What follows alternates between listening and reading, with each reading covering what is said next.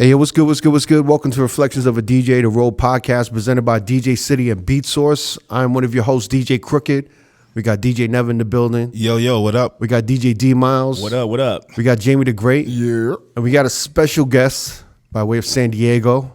I've known this dude for a minute, and I've seen him come up. Same here, man. Yeah. Nev, you know him. Yes. I've been going to San Diego for probably like since what, 08? I think 2008. Yeah. Mm-hmm. And I've seen him come up and really work his way from the bottom up. And, I'm really, really proud of what he's doing and where he's at right now in his career. Yeah. Mm-hmm. And, for the most part, I don't know everything about him, but for the most part, I know he worked hard to build what he has right now. Yep. And I think it's a testament. This dude has been doing it for 10 plus years, maybe 15. From what I know of him, almost 15 years. No overnight success. Huh? It's not an overnight success. This motherfucker built his shit. He played his position, and when it was time for him to shine and start doing his thing, he stepped up. He stepped up and he's doing his shit. We got DJ Dynamiq Yes, in the building. What's good? Thank you. What's up, Podcast, man? appreciate you, man. Yeah, it's good to have you, man. You've been coming to Vegas, but we never link up. Yeah, really. It's always been in and out, lately. It's not like in the beginning when I would come, I'd be here 3 days, 4 days. Now it's just like boom, boom. Yeah. You know what I mean? In and out. So thank you for having me. It's been some time, you know what I mean? I know it's been some time, man. It's good to see you, man. Yeah, likewise. I'm very happy to see what you're doing with your career. Like you've created this huge Latin movement in San Diego with you and Chaos as well. Yes, Shout out sir. to Chaos. Yeah, that's my bro. Yeah, and then you're in town. You're not doing a club. You're not doing a lounge or anything here. He's opening for a little concert. Yeah, you opened up in an arena for. Yeah. You might have some guy named Bad Bunny. You might have heard of him. At some legendary arena, MGM. MGM Arena. The Grand Garden. Yeah. Mike Tyson and Crazy, Floyd Mayweather right? used to fight. Yeah, right. So Crazy. you're here. You're like opening for Bad Bunny, right? Yes, sir. So pretty much doing majority of the Westcoast tour, the dates. So this was my third date and probably my last one. Your last one? Yeah. So what other cities did you do? I did San Diego. Mm-hmm. San Diego, obviously. And then they gave me the 3 LA dates, but I was like, I don't want to do all 3. So I put 2 of my homies on there. And then I did Saturday night at the Forum. And then I did last night here in I heard the Vegas. Forum was insane. Yeah, Forum was Forum's crazy. insane, man. Forum was insane. I mean, they're all insane. They're all different. I've been to 4, DJ'd 3, and they've all been great, but Forum was definitely insane. That's crazy. How do you get on the radar of Bad Bunny? You know what? I've been building with this team since 2018. You know what I mean? Since Bunny was before he was a superstar. You know what I mean? So I've known his team since 2018. This is like Chambea. Yeah, Chambea, Estamos Bien, Creepy Kush. Damn, Crooked knows his shit. I know. No, right? Yeah. I'm like, I love it. But yeah, those are those days. I will tell you this, and I have the podcast to back me up. I was one of the first motherfuckers that was saying I was a Bad Bunny fan since early on. Since motherfuckers was like, Bad Bunny? When Ross was opening up for Bad Bunny at Dre's. Yeah. So I would actually go to the Bad Bunny show. Yeah, I think that was 2018 when he first was at Drake. Yeah. It was like after the Latin Grammys or something. I want to say I was on Bad Bunny ever since I took an Uber, and this was in Vegas, and it was 2017. I was in the Uber, and my Uber driver was Colombian, and he was playing J Balvin, and I was just like, yo, what is this? He's Some like, trap, the trap record they have. He's like, goes to J Balvin. He's like, and I was like, oh, it's like reggaeton and shit. He's like, yeah. He's like, it's all Colombian now. It's all Colombian. He's Yeah. He's like, the Boricuas don't have it. He's like, the only Boricua that does is Bad Bunny. And I didn't understand what the fuck he was saying. Yeah. I was like, what bad? Like a Bad Bunny? I was like, what the fuck are you saying? Like, why? What is that? Yeah, what is that? He's like, oh no, he's huge, man. I'm like, what a ridiculous name. Yeah, man, look at this motherfucker now. When I first heard him was like 2017, and I was like, this is whack. Like I thought he was like a Latino Future, like a knockoff Future. He was doing all like Future shit. That's what he was getting compared to. Yeah, he was, and I was like, this is whack. And then he just kept coming with banger and banger and banger, and then 2018, I'm like, all right, this is good. He came out with like Chambea, Creepy Kush, doing more of the reggaeton stuff, and I'm like, yo, this guy's different. But that BPM is kind of a dead BPM for 80, reggaeton, right? Yeah. Like 70, but he was doing a lot of 60, 70 shit, and it was like good. It was a good intro for him. Yeah. But it was better when he started hitting the 90 and 100 BPM. Yeah, so shit, like right? he was huge back in PR doing like the trap shit, like trap for years. But it's too emo, and right? then and then that didn't translate you know, in the not American danceable. market, and then Creepy Kush, a little bit more up tempo, 85 BPM. Got you know that what I mean? Nicki Minaj remix. Exactly. Yeah, yeah, so, yeah. yeah. Wait, That's I when I think started Travis really Scott paying was on attention. that, right? Travis Yeah, Scott was on the yeah. remix too. Yep. Yep. So 2018, you know, I started really like building with him. And then in 2018, there was this festival, which is a huge festival now called Baja Beach Fest in Rosarito. And me and my boy R.O.A, shout out to R.O.A, we knew Noah, who's Bad Bunny's manager, and he was like, yo, Bad Bunny's gonna be doing a festival in Rosarito. It's not that big, boom, boom, boom. So I'm like, yo, I told R.O.A, we gotta go. He was like, we don't have no business going there. I'm like, bro, Noah's inviting us, we gotta go. So we go, and we were there with Bad Bunny's camp, and ever since then we just kind of like, you know, kept in touch. And then 2019, Bad Bunny had a concert in San Diego, and Canelo trains in San Diego, Yeah. so we're tied to Canelo's camp as well. So we were like, yo, why don't we make this play? Bad Bunny's in town. Let's take him to Canelo. Canelo was training for the Triple G fight, the very first one. Oh shit! So we took him, and it was just like, it was a great plug. From there, we're like, yo, I think we're in. You know what I mean? So, you know, fast forward now, you know, this year, my boy, who's my booking agent, his name's Chris Corporate. He was like, yo, Dynamiq, I'm relying on you to help me with the West Coast dates. You know what I mean? And obviously, they know you, they feel comfortable with you, and yeah, that's pretty much how I was able to do the San Diego concert. I thought I was gonna just do San Diego, and then they were like, "Yo, LA, San Jose." I didn't end up doing San Jose, but and they're like Vegas, you know what I mean? And then they just asked me to do Miami, but I'm not gonna be in town. I'm gonna be in Spain, so it's just gonna be a little, you know, it would be hectic. So it's crazy. How is it? Like, how many people in the arena or whatever? 50 sold out. I mean, 15,000. 15,000. 17,000. I mean, Forum was a lot more. San Jose was smaller. San Diego was around the 15,000 range. But You get nervous and shit?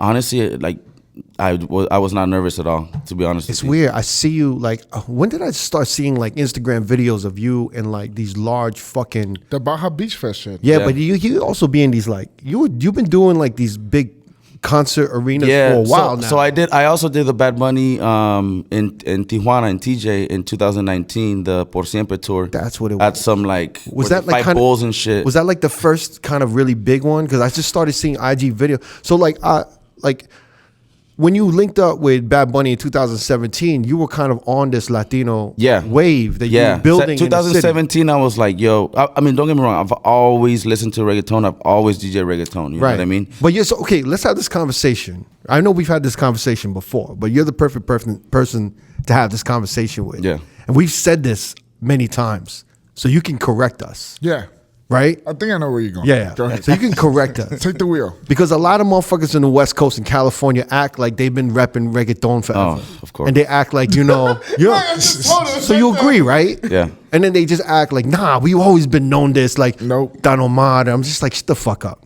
Like, y'all motherfuckers was maybe dancing to Oye Mi Canto and like some joints. Or like some like pop joints. Gasolina. Yeah. But y'all didn't know about Dago. Y'all didn't know about all Hector of this El shit. Father. Yeah. I mean, Tito you know, Bambino. Tito el Bambino. so for me, and it was like, you know, for me in New York and in Miami, they've always been running Latin and course. reggaeton. But Heavy. even in Miami, they look down on reggaeton. Yeah. You know what I'm saying? And obviously, we've talked about how different a reggaeton crowd in the West Coast is to Miami or the East Coast, right? It's more cumbia, it's more Mexican based. Exactly. Yep. And then so when we talk about reggaeton now to like some of these like younger DJs, The newer they cats. act like it's been like, yo, we've been Cali's been on this. And I'm like, nah, this is. So when I see like reggaeton parties in Cali, it's almost like it's not like exploiting. You understand what I'm saying? Opportunists. Yeah, they're like taking advantage of this wave. So everyone's like, yo, we're starting this new Latin movement. And it's like, nah, but we've been doing it. It's like, nah, y'all haven't been doing it. You Because know? I've said this shit on air and I've said this shit on Instagram. I said this shit everywhere. Mexican people are not big on reggaeton. Yeah, you got so many. They're You got not. banda. You got so much. We have of that. banda, corrido, Regional yeah. stuff, yeah. We're not big on reggaeton as people make it seem to be. Like, yo, we've been fucking messing with J Balvin for the longest time. No, you have not. Yeah, here's Stop the the here's the cap. thing too, though. Back to what you said, like the West Coast But you can reggaeton. correct me, though. No, Correct I think you're spot on because the West Coast, like the East Coast And Miami, like you said, New York, Miami reggaeton, you got to think of it. Like in Miami, you got Cubans, Puerto Ricans, Dominicans, Yeah. Colombians, you know what I mean? The Costa Ricans, Right, Caribbean. Panama, you know what I mean? Like over here in the West Coast is 90% Mexicans. Salvadorians, Guatemalans. Yeah, exactly. Honduras. So like for us, it's like the commercial reggaeton. You know, when I say us, I'm talking about Mexicans. You know what I mean? But me personally, I've been on this since like early 2000s. I was going to, I was a sophomore in high school, going to Mexicali, clubbing, listening to the reggaeton stuff. You know what I mean? So like that's why I said I've been on the reggaeton stuff, and I've always sprinkled it in my sets. Even like when I first, which this is another story we could get to, first moved to San Diego, they're like, you can't play no Latin, you know what I mean? And I would still find a way to sprinkle it in there because I was passionate when about did you it. move to, where are you originally from? I'm from Brawley, California. I was born in Mexicali. I moved to Brawley, California when I was 6 years old. Mexicali in Mexico. In Mexico. Yeah. What, Yeah. Where's that? So the way San Diego is with TJ, Tijuana, Yeah. that's how the Imperial Valley is with Mexicali. That's our border. So Brawley is a city north of the Imperial Valley. It's like 20 minutes from the border from Mexicali. Okay. So- What's Mexicali? Mexicali is just it's like Tijuana. You know what I mean? It's Baja California, really hot, like really hot weather. You know what I mean? It's close to Arizona. But yeah, very close to Arizona. Like if you drive to Arizona, you're gonna Yeah. pass through the Imperial Valley. It's on the 8 East. You know. Okay, so you grew up there, and then I grew up there. What year did you go to San Diego? I moved to San Diego. I graduated 2006. I moved to San Diego in 2009. Oh wow! 2009. So literally, when I was doing Stingery, He in just- San Diego, Exactly. Yeah. Exactly. Yeah. So 2009, I moved to San Diego, and you were opening there. yeah, exactly. I was. It took me like a year to start, kind of gigging, and then I started opening here and there, like the bars. How and did you stuff. do it? You just went to the venues? Or set So up? I used to roll with my boy DJ C's, who was like a big DJ at the time in San Diego. He was doing the Hard Rock, Boudoir, Stingery. Shoot, I'm probably missing a lot of clubs right now. Yo, what the fuck happened to the Hard Rock? I mean, yeah, that's where I first met 207? Dynamiq. Yeah, that's where I met. Yeah, That's where I 207 met. is- Never 207. Yeah, so I was going with him. He used to do every Thursday. It used to be called Savvy Thursdays. Yeah. And I used to go with him, and I just politic, boom, boom, boom. You know what I mean? And then I met he's always been tied with DJ Rags. I'm sure you know DJ Rags from San Diego, and Rags was always like, I remember Steve Angelo had a show at 4th and B, and this was when on Damn, Broadway 4th had and a. B.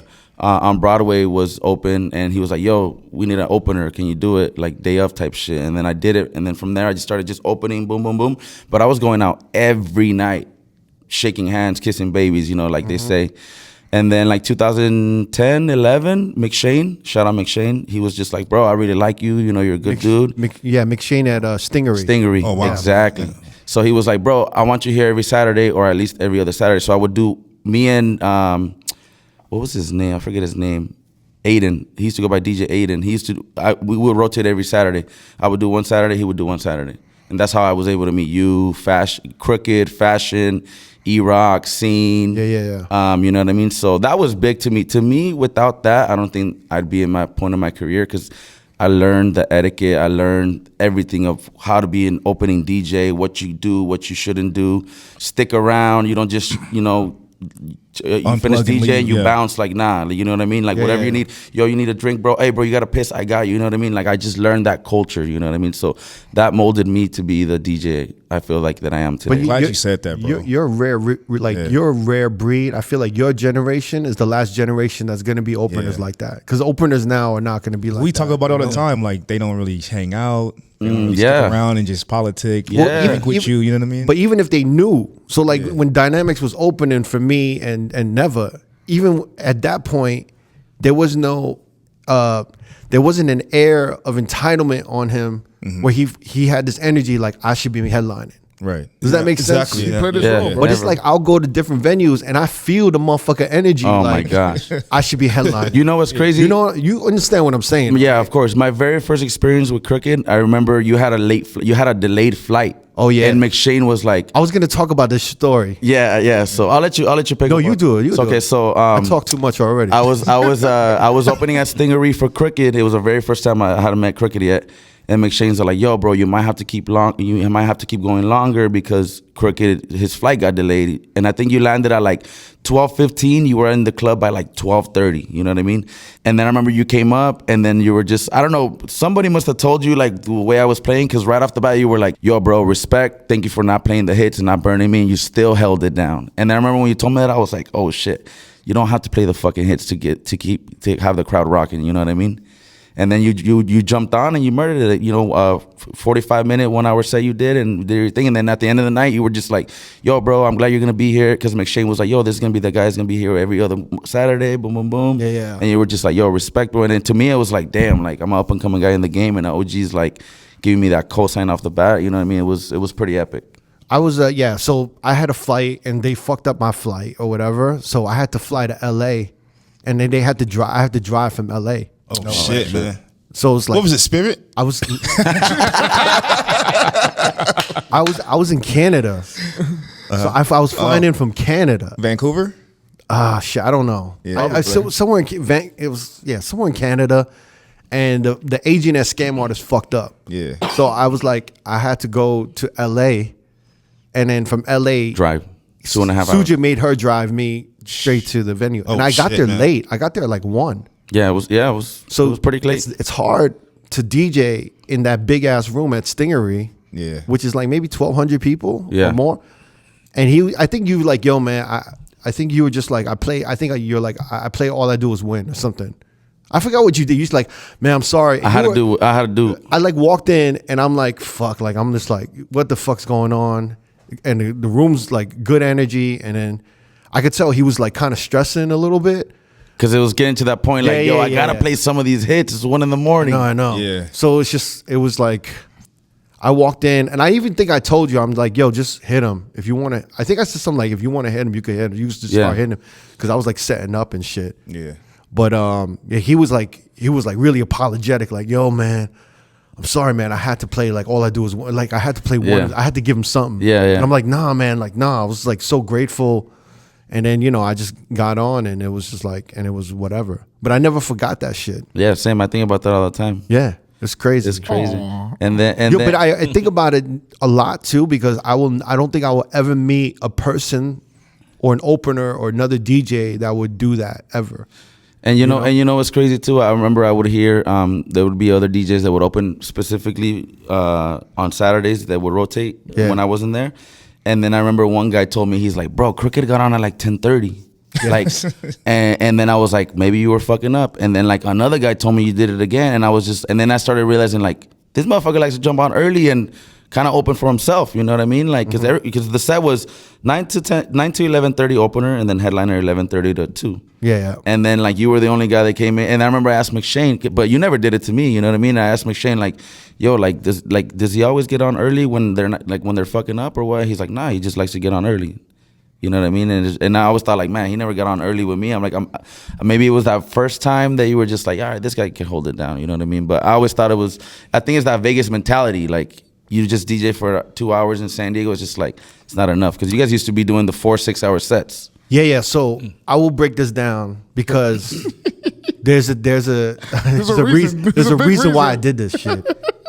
But so like when I first started doing Cali gigs, because I did not understand at first when I came to Cali, and it would be like lights up at 1:45 a.m. Yeah.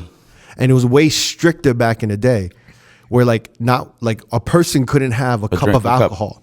Like literally like 120, right? Like after 1:45, a person literally could not be holding a cup of alcohol, and it was fucking strict. Yeah. It was like really fucking strict. Yeah. So like when they would want me to get on at like 12, and then like, I would why? like 12, and then I'd have me DJ from 12 to like 1:30, like an hour and a half. Yeah. So I'm over here from New York and from Vegas, where I literally DJ 10:30 to 5 a.m. So it took me months to condition myself on how that makes sense. How to push all of this music together and just give them. Just hit them right off the bat. You gotta hit them. Because I will say, like, when I see a lot of Cali DJs, they fucking have a power set that's 45 minutes, but then they fizzle out. And they're literally just playing filler shit after 45 minutes. Yeah. Whereas New York, we just want to keep hitting you and keep the energy going, but with like shit that aren't bangers. Like we don't want to play no bangers. Yeah. And then maybe like the last, then we like hit them with the Towards the bangers end of the night. Like because in New York, prime time would be like 2 a.m., 1:30. Yeah. 1:30, yeah. 1:30. Yeah. So like if you could Exactly, hold man. it down from at a club. Start at 10:30 and then like 1:30 hit them with the Yeah, but when the club starts getting packed at 12 a.m. Mm-hmm. and then you got them open and you haven't played one hit, like one mega hit till You know, 1:30, 1:45, you know and you you're have like, a oh good night. shit, I'm gonna close this bitch at 5 a.m. Yeah. Because I'm gonna play the bangers. Yeah. And it'll be 3 a.m. and then I could, do whatever I want after that. So in other words, you're saying us Cali DJs we like to blow our load quick. but I think you have to We blow have your to blow our load. load quick. I mean, we have no choice. We close at 2 in the morning. And Yeah. LA's different from San Diego in a way where like, LA people don't show up till like midnight, knowing that they only got an hour. You know Yeah, what I mean? that's what I'm saying. So like a Cali DJ would have to really just focus in at 1 a.m. and just kill it from 1 to 1:45. So when I would get there early, I was like, let me try to condition myself and try to like Yeah, that makes sense. and put more time into it. But if there was a DJ, like I would, it's weird because if I knew you were DJing or if there were some other dudes that were opening, I think like Chaos used to open as well. Yeah. I would sit there and listen sometimes. Yeah. Or if I felt I was rusty or I was like, yo, let me feel the room out, then I would hop on. Yeah. Because I'm not one of these DJs. I don't have like a planned set. You know what I'm saying? Like I kind of got to feel the crowd out and see where I go. So if you like, obviously I do some of the same mixes. Of course, we all do. Yeah, but it's like I don't do it at the same time all the time. Yeah. Like I'm trying to, and if you hear me doing the same mixes, it usually means I'm a little lost. You know what I'm saying? Like Yeah. I really want to just kind of fuck around and feel the crowd out. 100%. But yeah, like, and if I would hop on early, I would do that to just feel it out. I kind of figured after some time, like, yo, he likes, warm it up. You know what I mean? Get the vibe right and all that. And nowadays, it's like some of these clubs are closing at 1:30. Last call, lights on 1:30, which is crazy. Like I was just doing the after party for the Bad Bunny concert on Friday in San Jose, and 1:30, music off, which is nuts. We're Because like, what? in the Bay, they have to have the people out of the building by two. By two, yeah. Like it's like they can get fined. So it's like 1:15 last call, 1:30 it's a wrap. It seemed like it's been less strict now though, but it was like way more strict back in the fucking Of day. course, Yeah. yeah. Like lights were fucking up. Security was taking. Yeah, I drinks remember out of those. I motherfuckers' remember hands. those days Remember? where like, yo, you could not have a drink in your hand, like, you know what I mean? Like, I don't know when that started dying though. little by little, man. I got a question for you, because I tell this to people all the time, and people kind of agree with me or they don't agree with me. I think San Diego is like the Miami of Cali. 100%. I agree. So- I tell people that all the time. So to me, I don't think there's any other city that parties or is as much fun to DJ in than San Diego and California. Yeah. It's a And completely you're like, different you world could- from LA. I'm sure SF motherfuckers are gonna talk shit. Oakland's gonna talk shit. LA, they're gonna talk shit, but they shouldn't talk shit. Because Because LA, they know, they should know. you understand. You know what I'm saying? I mean, put it this but way, you could tell me if I'm wrong or if I'm out of line. But I think San Diego, out of all of California, has the best crowd and the best energy. because I agree 1,000%. And they fuck more with. I could play more Latin there. More diverse. I could play hip hop. I could play house. There's a big house EDM scene there, and I can mix it all up. As a It rem- DJ, San Diego 100% is more fun. I Right. enjoy it more because it's the open format, and also too the people. The people ain't on the bougie shit. Not to say in the Yes. cities they are. They don't but have they're- that LA they're there, energy. they're there to dance. You They're have there a to, good like, time, yeah. You can say it, Dynamiq. they have a table. They show up at a certain. They're not showing up at 1:15 And that's for what a I table. love. That's what I was saying. You know like what the I'm saying? tables out there showing up at 10:30, 11. Yeah, exactly. You know They're what I mean? hanging So, out the whole night. You know what I'm saying? So like, and also too, like San Diego, like the not just the people, but like the locals. The locals go out on the weekends too, and and obviously the tourists and all that. I feel like LA, like weekends is like the locals are out during the week. You know what I mean? So, Yeah. And I just think overall, like the energy, the people. You know what I mean? It's just more like. LA's like everyone trying to be seen. Yeah, Everyone's everybody's a star. Everybody's an athlete. Everybody's a But model. it's like everyone everyone's has a- an agenda. Like Yeah. everyone's trying to like talk to that motherfucker and build with that motherfucker, or Yeah. like, I want to be Yeah. seen with him. I said this Yeah. before, Yeah, Click, yeah. and I'll say it again. Everybody in LA wants to be the superstar. It's just. It's ugly. They'll step on their own friends just to get. Should we to do this? Yeah. Should we rank the cities in Cali that are the top do that. five party Top five party cities? Party cities. Yeah. Party Let's do cities. it. I say I'm gonna give San Diego number 1. I can. Alright. I'll give San Diego number That's okay definitely with one of that. my favorite cities to DJ in. I'm okay with that. San Diego. I actually, I probably have more fun DJing in San Diego than Vegas. For me, That's fair. In certain I could see certain rooms. you know what Yeah, I'm saying? I definitely. could play a little bit more Latin. Yeah. I could. I could mean, do and some you're house thinking, but music. you're also thinking about the Stingery days. You know what I mean? Stingery was Those the best. Stingery days was epic, bro. Best club. I miss Stingery, in the history man. of. I was almost a little sad when they went to Omnia. When they went from. Well, now it's Nova. Yeah. Now it's Nova. Yeah, right. Yeah. Is that open already? Yeah, they opened like 2 weeks ago. Wow. All How they EDM. doing? They doing good? Yeah, it's just like Insomniac. They're just they're doing all full EDM. You know. Crazy. Yo, so let's rank. Can we do this? On San do Diego it. one. Let's piss some people off. San Go Diego ahead. number 1. Yeah. What's number 2? What's another? Another I city. think it stops there. That's rough. Wait, It's you like a know hard what? no. I mean, And I'm from honestly, LA, dog. You know where I haven't DJ'd a lot in it though is What? Orange County. Is that? Orange Yeah. County, I think Orange County could be number 2. I don't know. That's a stretch. Nah, man. Nah? There's some dope spots in Orange County. What about y'all? Lounge and I shit. don't know about that. I've never been to Orange. What about County. Sacramento? Sacramento's Sacramento's cool. pretty cool, actually. More Sacramento. quiet. More quiet. So would you give SF or Oakland or like SF number 2? Nah, you wouldn't, right? Nah, I would put San Jose up there over Oakland or San Francisco. San Jose. I've had some good nights in San But San Jose. Jose hood. San Jose's popping. I mean, yeah, a lot of Mexicanos. You know what I mean? Like, No, but it used to be really hood. What was Really? the spot we used to do back in like the Wet? early? Yes. how about we Remember go? Wet? How about we go from a top 5 in Cali to a top 3 because it doesn't seem like there's Yeah. that many. Yo, Wet used to be crazy, bro. No, but it was hood. crazy. And I mean, when I mean hood, I mean like they didn't allow me to play hyphy. Yeah, I remember one night I played. It's such a weird time back Weird. then. I You remember played that? when it was the Raiders and the 49ers had a preseason game. Yeah. In like late August, and it was so hood, but it was at least 2,000 people. I mean, if we're talking about now, San Francisco's definitely not on the list. But if we're talking about 5 years ago, San Francisco would probably be 1 or 2. You gotta think Really? about that. I feel like there's a Infusion. resurgence in San Francisco right now. What with the transplants? No, Bro, I haven't DJed in look, San Francisco in years, man. San Francisco went through a fucking horrific phase when the tech companies came in and fucking shut everything down. Bought all the buildings. Bought all the buildings. They literally sucked the soul out of that Yeah, like- fucking city. Infusion Lounge closed. All the like, Infusion closed, and all these there was like these dope house venues. I forgot that rest in peace to Solomon, right? Yeah. Oh shit. Yeah. I remember he used to DJ in them joints and anyway, but I feel like there's now a new resurgence in San Francisco. Yeah. So I would give him a 2 or 3. Okay. I would give him a 2 or 3 and a 5. LA would be like 5. I think LA would be 6 or 7. So you gonna go San Diego? That's LA. It would be San Diego. What about Santa Barbara? I've never DJed Santa No, Barbara. you know what? You know what spot in Cali is popping that I have a good time always? Riverside.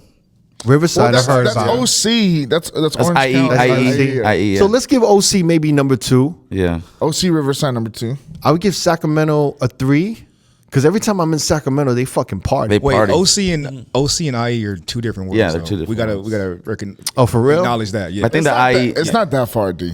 But I mean, it's Yo, far- you- as this far is as, gonna like- piss off a as lot of far as, like, a lot of partying, motherfuckers. And we just I'm gonna have motherfuckers in my DMs down. I feel like All my IE, LA homies, yo, Dynamiq, damn. IE people not going to OC. They're not. You know what I'm saying? It's I think we're being too hard on LA because I'm thinking about only the bottle service parties, But but there's some- they're- LA some great parties. LA's but like too. the good music parties are actually popping. You mean like But we're also looking at it as a DJ standpoint. You know what I mean? Think about Where it from we're a having fun. customer. Yeah, where we like to DJ, where we like to fucking be with the crowd. You know what I mean? LA But is too bougie for me, bro, and I'm from there.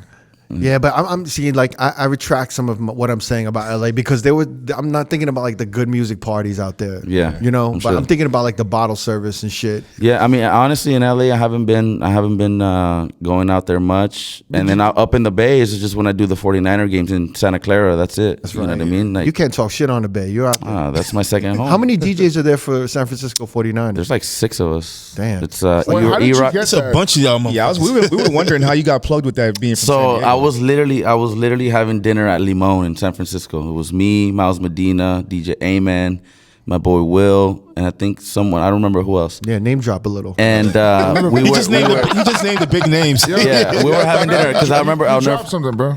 Did I? Yeah, the names. Oh shit! So we were having dinner at Limon, and Miles Medina was like, "Yo, bro, like you should be one of our DJs," because they already had one season of DJs, right? Yeah. And Miles was like, bro, you should be like one of our DJs. Like, you should be. And then I was just like, bro, I'm not even from the Bay. Like, E-Rock ain't gonna pay me no mind. And Amen's all like, bro, you'd be perfect because you're a diehard Niner fan. Like, and I was like, I'm down. Like, but I didn't think anything of it. Weekend went by, maybe another week went by, and then E-Rock randomly calls me. Yo, I got something for you. I'm like, are you interested in possibly DJing for the Niners? I was like, hell yeah. Starts crying. I'm like, almost, damn near. And then he's like, all right, well, look, man, we're going to have to do a, background check, boom, boom, boom. Cleared all that, and then that's pretty much how I got on. I got on, and this was my 6th season that I did. And I was the first DJ that they had, like, non-Bay Area DJ. Mm-hmm. And then from there, they started get like, I think we have somebody like Amy Robbins, I guess, lives in Chicago now. Like, everyone else moved out of the Bay. Like Tony Tone's in San Diego. Mm-hmm. Shout out to Tony Tone. Yeah, shout out to Tony Tone. Good dude, love that guy. Amen's in LA too. You know what I mean? So overall, right now, the Amp Squad DJs is E-Rock, The Less, Amen, myself, Amy Robbins. I think Romeo Reyes, Tony Tone. Romeo Reyes, Tony Tone, and then we have some fillers like Midnight. Why do you need Mario E? Why is there so It's many? because now it's different.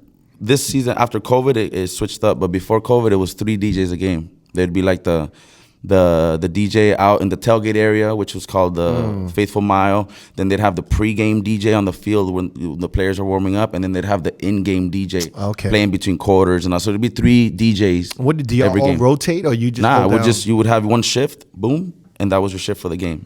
Okay, you know what I mean. But would you move positions? Yeah. Like we'd get like there's 7, 8 home games. We would get like 4 games each, 3 games. So who's handling where you guys are? Is it E-Rock? Les. Yeah, Les. Les is the one that handles all the scheduling and all that, and E-Rock oversees it. You know what I mean? E-Rock's really busy, so he don't have time to be doing all that. But yeah, like I'd get 3, 4. In the beginning, I was doing all Faithful Mile, like kind of like the tailgate, the not so fun gig. You know what I mean? Why? Because it's outside. I was a new guy. I mean, because it's outside, you got to get there earlier. Like people are just there walking by, nobody's there really. You know, what I mean? Everybody wants to be on the field on the jumbotron. You know what I mean? Okay. And then after a while, I started. Because when you're outside with the tailgaters, that's like you're in like Slop Savage Land, right? Yeah. Like there's fucking animals there. Exactly. Christ. So yeah, but we would rotate. Am I wrong though?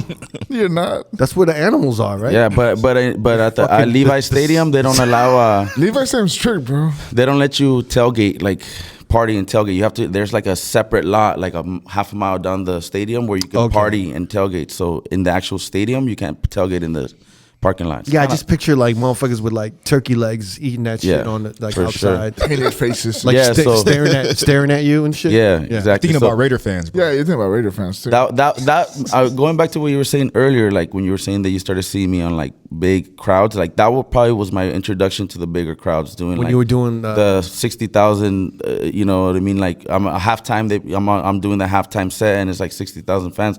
That was the shit that was like nerve wracking to me in the beginning, because I was like, what the fuck, 60,000 people. What were you playing? Pretty much all Bay Area shit. You know what I mean? They like now you know, they love the trap, like the hip hop trap stuff. 42 Doug, Moneybag Yo, and all that. Like the players love all that. But in the beginning, we were just playing Bay Area stuff, Blow the Whistle, Get High Feet, E40, Too Short, and then Mac Dre. Turn Down for What? Yeah, you know what I mean? This is how we do it. Stadium Be faithful, anthems. like stadium anthems, exactly. Is it more important because than you like, also. Oh, go ahead. You got it. You also have to play for. There's kids there. You know what I mean? There's So all younger clean kids. music. All clean, super clean. Yeah. I was going to ask, is it more important for you to play for the fans or for the players, or kind of like a little combination of both? right? That's both. It's both, because it depends. Like if you're doing pregame, you're playing for the players for sure. Yeah, and then in the in game, you're playing for the fans. I noticed when we was at a Raiders game, Nev, right? When they were like the pregame, we were hearing all like Maybach. We were hearing all like the Dirk shit. Yeah, man. Yep. The Nardo Wick. Bro, shit. that's how it is right now. I just did the last game I did, the pregame, like I played all, like literally I think the highest BPM I played was like 72. I played all 62 to 72 BPM, like the trap. And even though it's clean, it's not clean. Like, you know what I mean? Like, I don't know how we got away with it, but little by little every year they've just been like, do whatever the players want, you know? Wait, so how's the pay over there? We can bleep this out. Yeah. To me, I never looked at it as money. You know what I mean? It was a good opportunity, and that led to other opportunities. You know what I mean? It's an experience, man. I feel like Especially for your own team, like that's Yeah, like last night, bro. I stayed at Cosmo last night. I ran into Debo Samuel, like our star wide receiver, like one of the best receivers in the league. I ran into him and I was like, "Yo, what's good, bro?" I'm like, "I'm squad DJ." He's like, "Oh, bro," like show me love. And I told him I was with Nick Cray last night, one of our coaches. I was with Nick Cray in San Jose, and he's like, "What are you doing here?" I'm like, "Oh, I'm in town doing the Bad Bunny concert." He's like, "Who's that?" Straight up like that. He's like, I'm like, "Bad Bunny." He's like, "Who's that?" And I'm like, I literally said, "That's like the Latino Drake." And he was like, "Oh, okay, cool." Nothing of it, right? I posted a picture of me and him on my story, and then he DMs me, "Yo, how much are tickets for Bad Bunny? I think I'm gonna come through with my girl."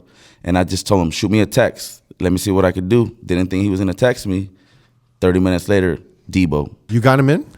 I ended up getting him in, yeah. And long story short, what I'm trying to say is that, to me, the 49er stuff, it was never like a check. It was never to pay my bills. Like, I would have never got that relationship with Debo if it wasn't like on some like, "Yo, bro, I've been your DJ for 6 years." You know what I mean? Like, these athletes don't just be handing their numbers out like that. You know what I mean? So, especially an all-star receiver like Debo Samuel. That's one of the top players in the whole NFL. You know what I mean? Top 3 at least. Crazy, bro. Crazy. Killer. So that's what I try to tell a lot of these DJs nowadays. A lot of DJs hit me up for advice. Some of them that are delusional. Some of them that are, have their head straight. And everybody's always talking to me about money and rates. And I'm like, fam, it's not about money and rates, bro. It's about relationships. It's about opportunities. You know what I mean? Like, I'll be honest with you, the Bad Bunny shit I did last night, you know what I'm saying? Like, it's not about the money ever. I think I'm to a point where now, like, I'm financially stable where I could just be like, I'll do that gig. I don't care what it is. You know what I mean? Like, Yeah. But only if it's on some big stage shit like that. It's 49ers, Bad Bunny. Like, I ain't gonna go and be doing fucking some club in LA for the look. Fuck the look. The look don't pay my bills no more. Like, I've denied a bunch of gigs in Vegas, Miami, New York. If I don't get my rate, I don't get my rate. But it's like, why are you charging that rate? Look at the resume. Boom, Bad Bunny, 49ers. Right. All the biggest festivals the Latin festivals in the world. DJ for big artists. Boom, boom, boom. Like, that's why I'm charging that. You don't want to pay it, I'm good. You know what I mean? Like, I'm down to do shit. I'm not gonna say the word free, but I'm down to like work with people's budget if it's something major. You know what I mean? That you like, want to do, right? Yeah. Bad Bunny, 49ers. You know what I mean? Like, you'd be stupid to say no to a Bad Bunny concert if they tell you it's free. Yeah, there's no pay, bro. Like, And you know also, what I'm saying? like, you're the only opener for him because he's doing a solo fucking tour. Bro, and I'm literally opening him, like, I'm opening for him, pause, on the mic, like, pause. Double pause. Literally, like, 1 minute, like, I got done, 1 minute later, he got on. Like, it's not like they have me on a low, like, sound system, like, they have me on the background, playing background music, that they're not giving me a mic. Like, nah, bro, I'm in there literally, the crowd is bumping, it's loud, they're giving me the mic, and literally, like, right before I'm the direct opener, like 2 minutes later after I got done, he got on. You know what I mean? So it's not like I'm doing this, like, it makes sense. No, it does. You know what I'm saying? It's not only that, it's like when I see like the videos of you rocking like these big ass like arenas and shit, you look so comfortable. Yeah, so, honestly. And then you're rocking it and you're commanding the crowd. You're walking, in front of the DJ booth. You're talking to the crowd. You're like commanding them, and it's really like impressive.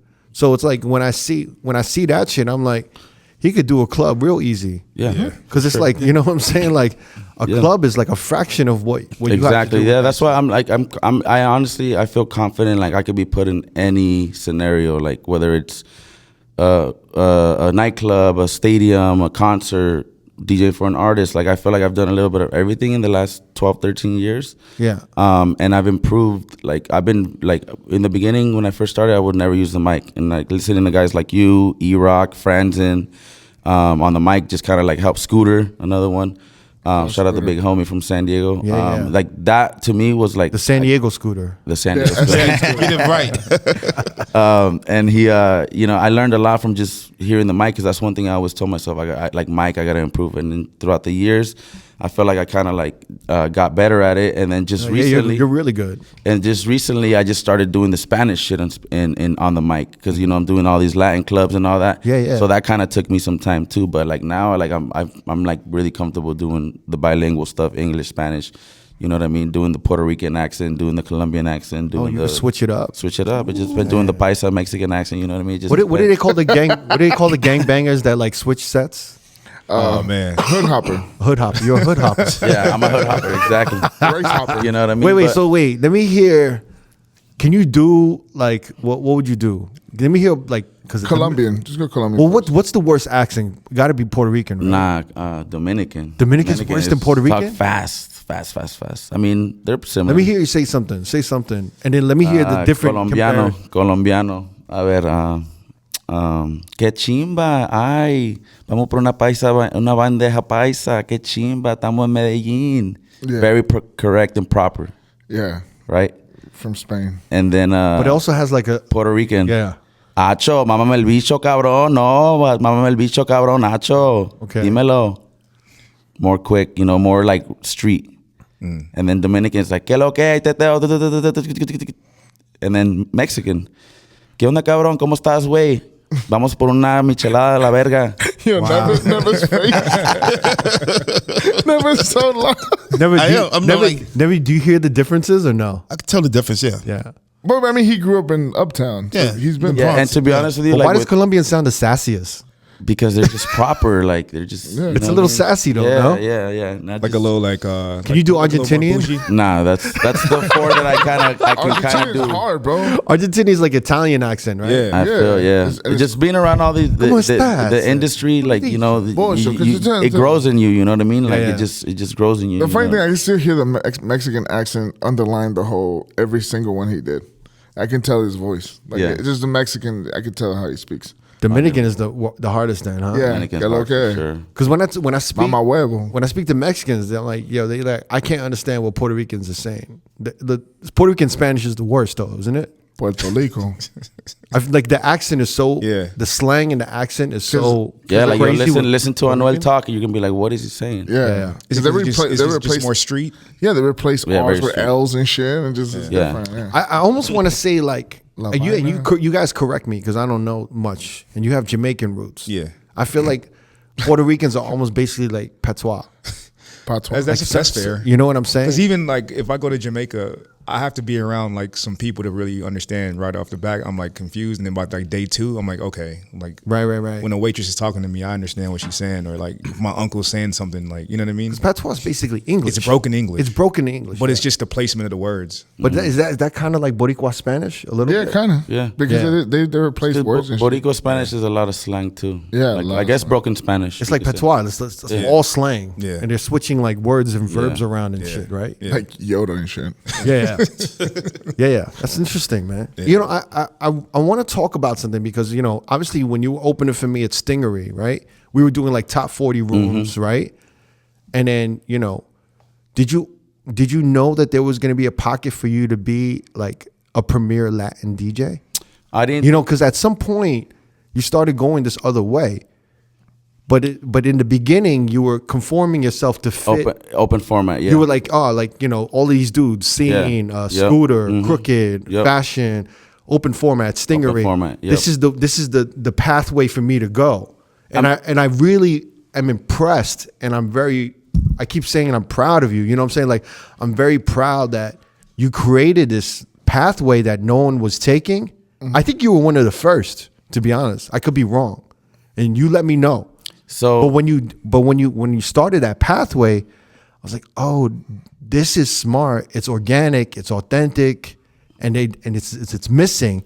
I mean, like when you look at the Latin DJ scene now, it's everywhere. Mm-hmm. Everyone has, Latin a party. Latin party, in Cali, and it's like it's everywhere in Texas, everywhere now. Yeah. But like when you were doing it, I was like, yo, this is smart. Wait, did Yeah. you do flyer parties?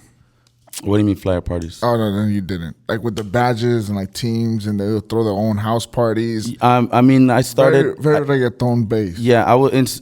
So going back to what you were saying. Yeah, I wanted to talk about like this thing. Yeah, we'll get to that one, but Okay, definitely cool. yes. So I still consider myself an open format DJ. No, Yeah. To be honest with you, I'm an open format DJ. But I really took the Latin lane because I realized that I don't want to say the word oversaturated, but I saw heavy hitters like you guys, like the Scenes, the Crookeds, the Nevas. You know what I mean? The E-Rocks, Franzens, big Vegas DJs, and I always told myself, Eric Deluxe, 5. I want like everybody's every open format DJ's dream is like I want to headline in Vegas. And it took me some time to realize, like, dude, I'm not gonna ever get those spots. You know what I mean? Because these guys ain't giving up these spots. You know what I mean? Like, people want to book DJs that they're comfortable with and are not gonna good job. You know, they're not gonna just take a chance on the new guy. So, being that I was always passionate with reggaeton and Latino music, and I saw this bubble about to burst in 2017, I thought to myself, like, there is no big West Coast Latin DJ. Like, obviously there's DJ Luyan, there's Dímelo Flow, there's the big, like, you know, I guess the DJ Khalids of the Latin world, producers, But DJs. there's no Camilo on the West Coast, like Exactly. to that degree. There's no bottle service. Exactly. Like high energy clubs. So I was like, you know what? Like, there's nobody really in the West Coast. Like, I'm gonna just take this shit full throttle and just go with it and run with it. You know what I mean? And 2017, I just saw the wave of the music kind of shifting. So in 2018, to go back to what Jamie was asking, I started doing my own parties, like, you know, reggaeton parties and shit like that. And that's when I kind of was like, little by little, I started realizing, like, all I'm playing is really like Latin music. You know? Yeah, but so my question is, at what point did you realize there was a market for you to start your own party for Latin music? 2018, I was like, Because even then, I wouldn't have thought that an all Latin night could. well, it started. You know what I mean? It started with like, it was at El Chingon on Thursday nights, 2018. I was like, let me start this reggaeton hip hop party, and so it was like reggaeton and hip hop, Right. And then it started. Like, So that just came to you? yeah, that just. I was like, you know what? Because you just heard all the music that was coming emerging? I just kind of had this feeling like, bro, like Latin's about to explode. Really? Yeah, that was just a feeling I had. You know what I mean? Like That's like really- like reggaeton's about to explode. Let me jump on this wave now. You know what I mean? And I started doing the parties. And then from there, I was just like, man, like there's no Khaled in the reggaeton world. Yeah, yeah. It's pretty much what I started, you know, telling myself. And I started making these relations with the Bad Bunnies, the J Balvins, and then I started booking artists at like Park in San Diego. I booked Jay Cortez there, you know, before he blew up. And I started making all these relationships. And by 2019, you know, I'm just like, man, like, this is what that's what in 2019 was like, this is what I'm doing. I'm gonna brand myself as Right. a Latin reggaeton DJ. And that's pretty much what I'm labeled as now, which I'm totally okay with because I feel like I'm one of the top guys, you know, doing that right now overall as far as DJs, you know. That's impressive. Yeah. No, yeah. I'm actually shocked because like 2017, when did like the Despacitos come out? 2018? 18. Yeah. Because that was So- such a rare year for one genre of music to fucking explode. I think So 2018 was Despacito and Mi Gente. So Yeah. Mi Gente. when I heard those two songs, I was like, this shit's becoming commercial. That's when I was like, this shit's about to explode.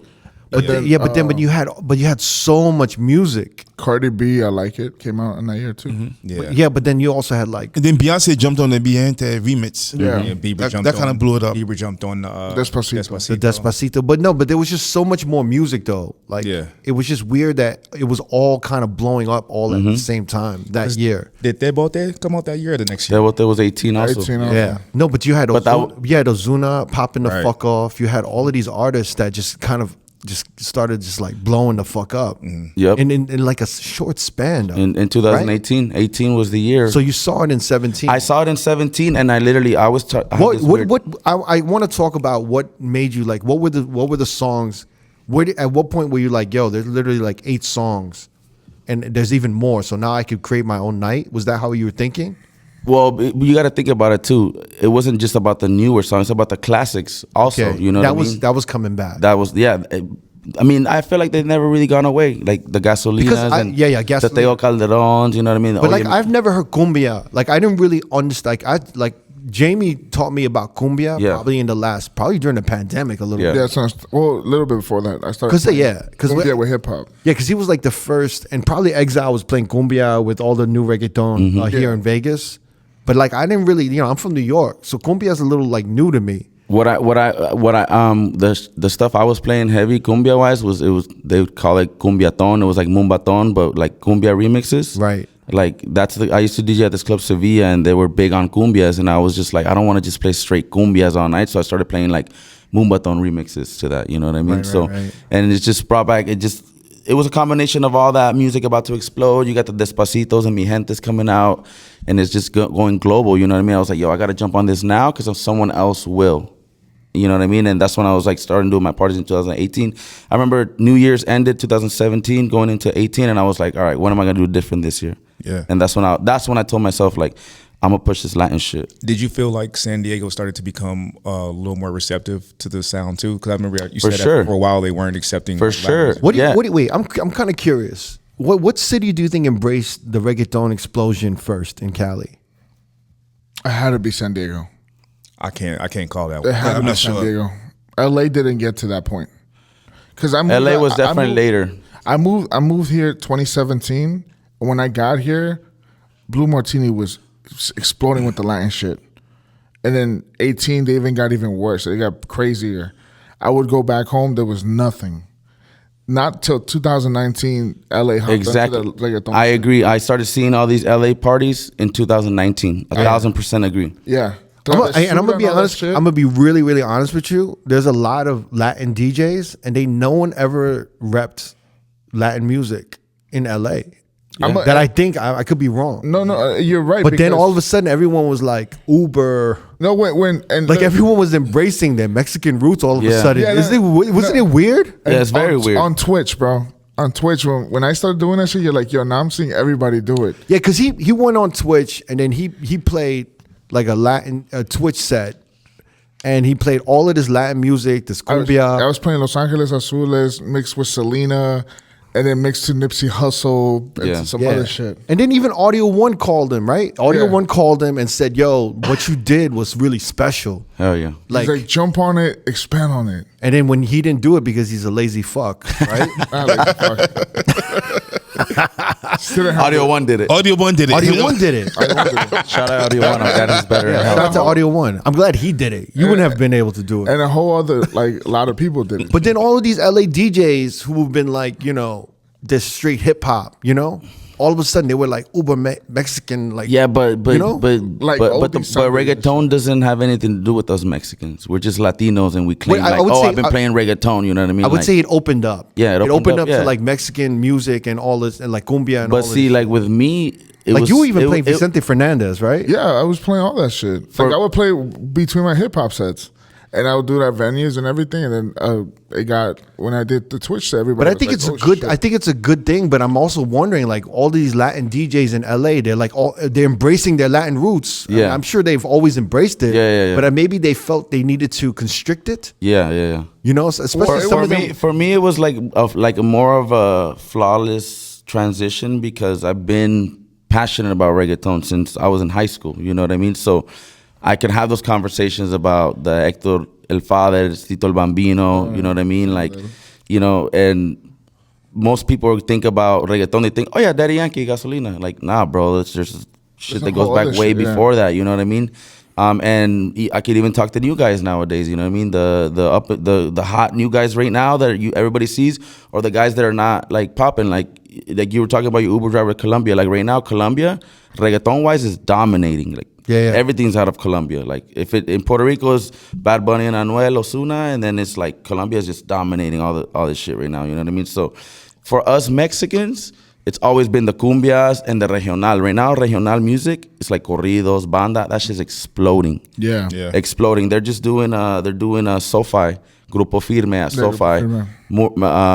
Memorial Weekend, they sold out like 3 shows back to back to 3 back stadiums, in like 1 hour That's insane. with that regional music. And they're from Tijuana. They're from like San Diego. Yeah, bro. Like It's so crazy. The weirdest thing is this, like, there's this Latin and I was going to tell you something. Go ahead. The reason why I think DJs, well, a lot of, fucking Mexican Americans, whatever, if you were labeled as a paisa or as a chunti, it was like you were looked as a whack person. Mm-hmm. And that's the, if you like paisa music. So, they wanted to be like Americanized Mexican. Yeah. Where we like, nah, we listen Yep. to hip hop. We love Future. We love.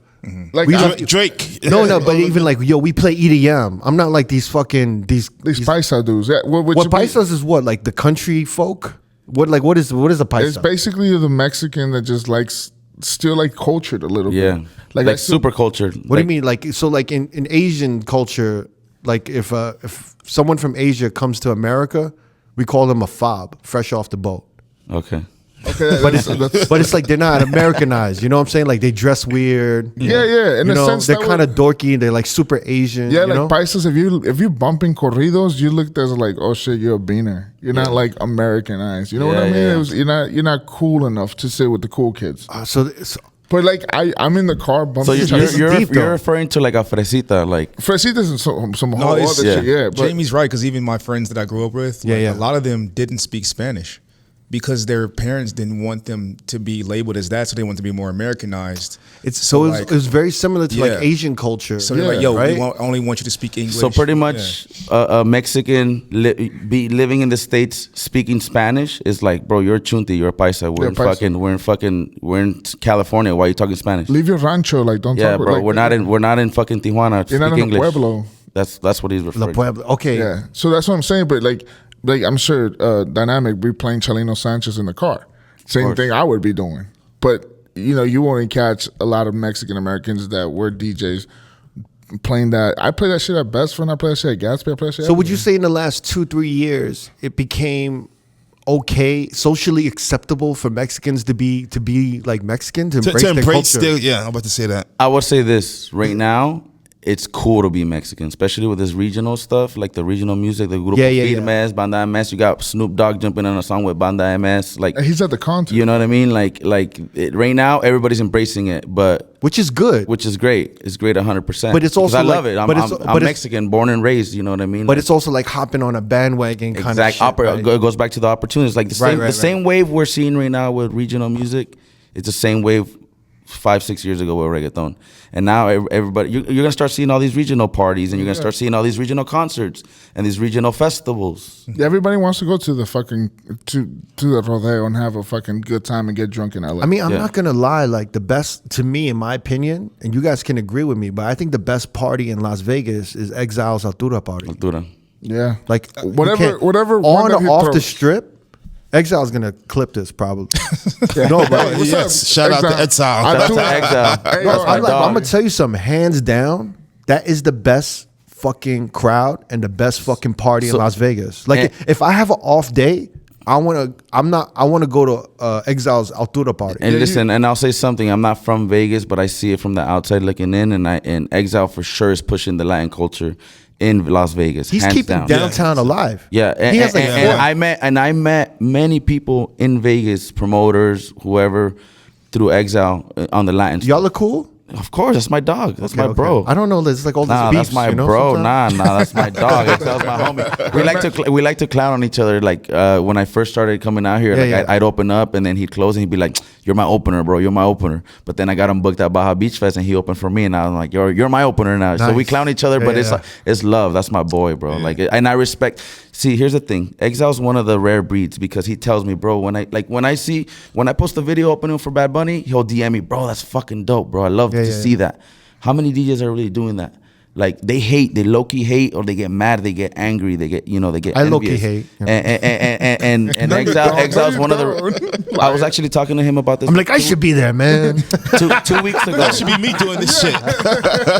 Literally, Exile 2 weeks ago when I first did the Bad Bunny thing, he sent me a voice. I'm like, bro, that's fucking dope. Like honestly, I see shit. Yeah, yeah. And like it makes me happy to see it, and it motivates me.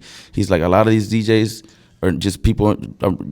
I would say DJs. They get threatened. They get like they feel some type of way, and it's like defensive and shit. defensive, and it's like, bro, like if you're busy and you're pop, he made a great point. He was like, if you're busy, you're popping and you're making moves, you're not gonna be worried about another guy doing big true. shit. Yep, You're true. worried about what you're doing, and it's true. That's why I tell all these DJs on Twitter, like the more you're on Twitter, the more it shows that you're not busy. Exactly. Like you able to talk about all this shit that's going on in the world. Like you're not doing nothing. Yeah. Yeah. That's why when I Yeah. tell DJs like, yo, stay off of Twitter, it's not just to like not be on Twitter and like they're like, well, I make all these connections on Twitter. I'm like, yeah, but imagine all the connections you make if you wasn't on Twitter. Imagine all the work you would be doing if you wasn't on that shit. Is Twitter really like, honestly, bro? I don't think I've tweeted in years. Yeah. I've never used Because Twitter, you're like, working, you building shit. So Like- it's like, Hey, you know what I'm Bad saying? Bunny Canelo, bro. What the fuck? You don't need to do it. And honestly, man, I'm the same as you. Is that the only reason why I actually was on Twitter is because like I it's kind of like you hear what DJs are talking about.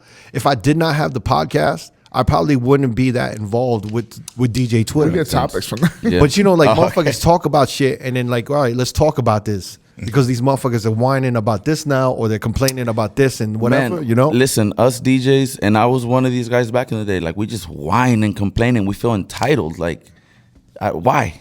I don't get it. I really don't understand. Like, bro, don't get me wrong. I would see you guys.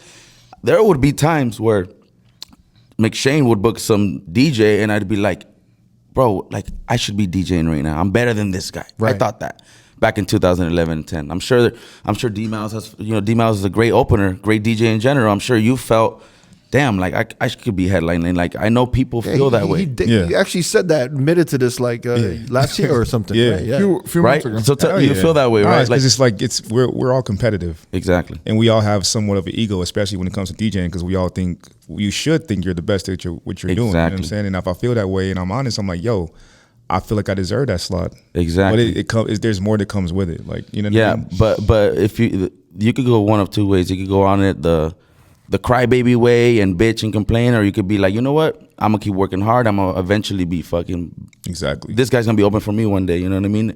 And I've always had the mentality of like, just keep going, keep grinding, keep grinding. Your time will come. Your time will come. Your time will come. Yeah, yeah. You know what I mean? Because why sit there and cry and complain and tweet and hate and say, bro, that should be me. I'm a better DJ. Like Email said, I feel like I'm the greatest. I feel like I'm the biggest. Like the other day, a few people forwarded me some messages from San Diego DJs saying if there was a documentary coming out because of Kanye, you know how everybody's on the Kanye shit. If there was a documentary coming out in San Diego based on San Diego DJs, I would be the highlight. And people were sending me that shit to me, and I'm just like, bro, that's little shit. Like, I don't care. I don't want to be the biggest in San Diego. I want to be the biggest in the world. You know what I mean? Hey, take it easy there. Take Respect. Slow down, Playboy. It's a little world dominance. Just take it easy. No, well, it fits because what's Bad Bunny's tour's name? El último tour del mundo. Yeah, the last tour of the world. Bro, that's him, bro. Let him be on Take top it of the easy. world. Take it easy. Take it easy. No. You go, brother. You go far. So far. Don't try to restrain my Mexican brother here. No, it's good, man. I'm very, very happy for what you've done and for what you're building, and you was on it first and what you're doing. Yeah. Yeah, respect, I think bro. it's so funny that this explosion of Latin culture and music and everything is exploding. It's like DJs are feeling comfortable being themselves, like and playing like their roots and all of this shit. It's funny because this has just been happening the last 2 to 3 years. For you, probably 5 years or so. But it's always been around. Yeah. It's Always. It's so crazy, right? Because it's almost like what's happening to Latin music on a reggaeton level is what happened to hip hop in the 90s and maybe 80s. Yeah. Right? Yeah. Where it was like the street black culture, right? Yeah. Urban, quote unquote, urban culture culture. exploded and became a big market, and it affected everything. It And became now pop it's music. Yeah, now it's finally happening with reggaeton for the first time. Bless you. You know what I mean? It's It's really now interesting. commercial. Yeah. It's commercial. 'Cause I was asking earlier, did you feel like you had to kind of like spoon feed it a little bit in San Diego? before it was 100%. accepted? That's why I was doing like the hip hop reggaeton parties together, because I still have to do the hip hop stuff, some little bit of the up tempo and stuff. And then I noticed that people were like, "Why are you playing hip hop? We hear hip hop all the weekend. Just go reggaeton." And then I just started boom, reggaeton, dembow. Did you have a name for that party or just? Yeah, so it used to be called Ritmo Thursdays, like Rhythm Thursdays. Ritmo. Now it's called La Presión. I named it after my favorite artist, Jay Cortez. I was very jealous. I wanted to go to those parties, but I never listen, went. No, because I like that shit. He does like the Lion shit. You'd be No, surprised. because when you were first doing it, I was like, oh man, that sounds like fun. Listen, man. I've been very lucky because San Diego, and I feel like just markets, they have their, the things that work, the clubs, the formats and all that. And I took a risk. I'm like, nobody's doing a reggaeton party. Nobody's doing a Latin party. I did it, and it was refreshing. It was refreshing, and people were like, they loved it.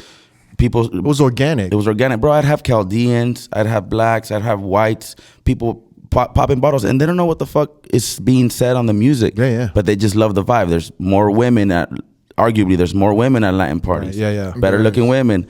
And these, it was just people like, you know what I mean? They don't know what is being said, and they're just like, this is different. It's a new vibe. It's refreshing. And that's how it's been successful. You know what I mean? So that was a mentality I took as a DJ. Like, if I take this route as a so and so called a Latin DJ, the face of the West Coast Latin DJs. It's gonna be refreshing and it's gonna be new, and it's not being done yet. And that was my mentality, and that's pretty much what I've been doing the last 5 years. Yo, man, I love this guy, bro. So dope. I know, yeah, man. He's really the king of the West. Like that's what it says.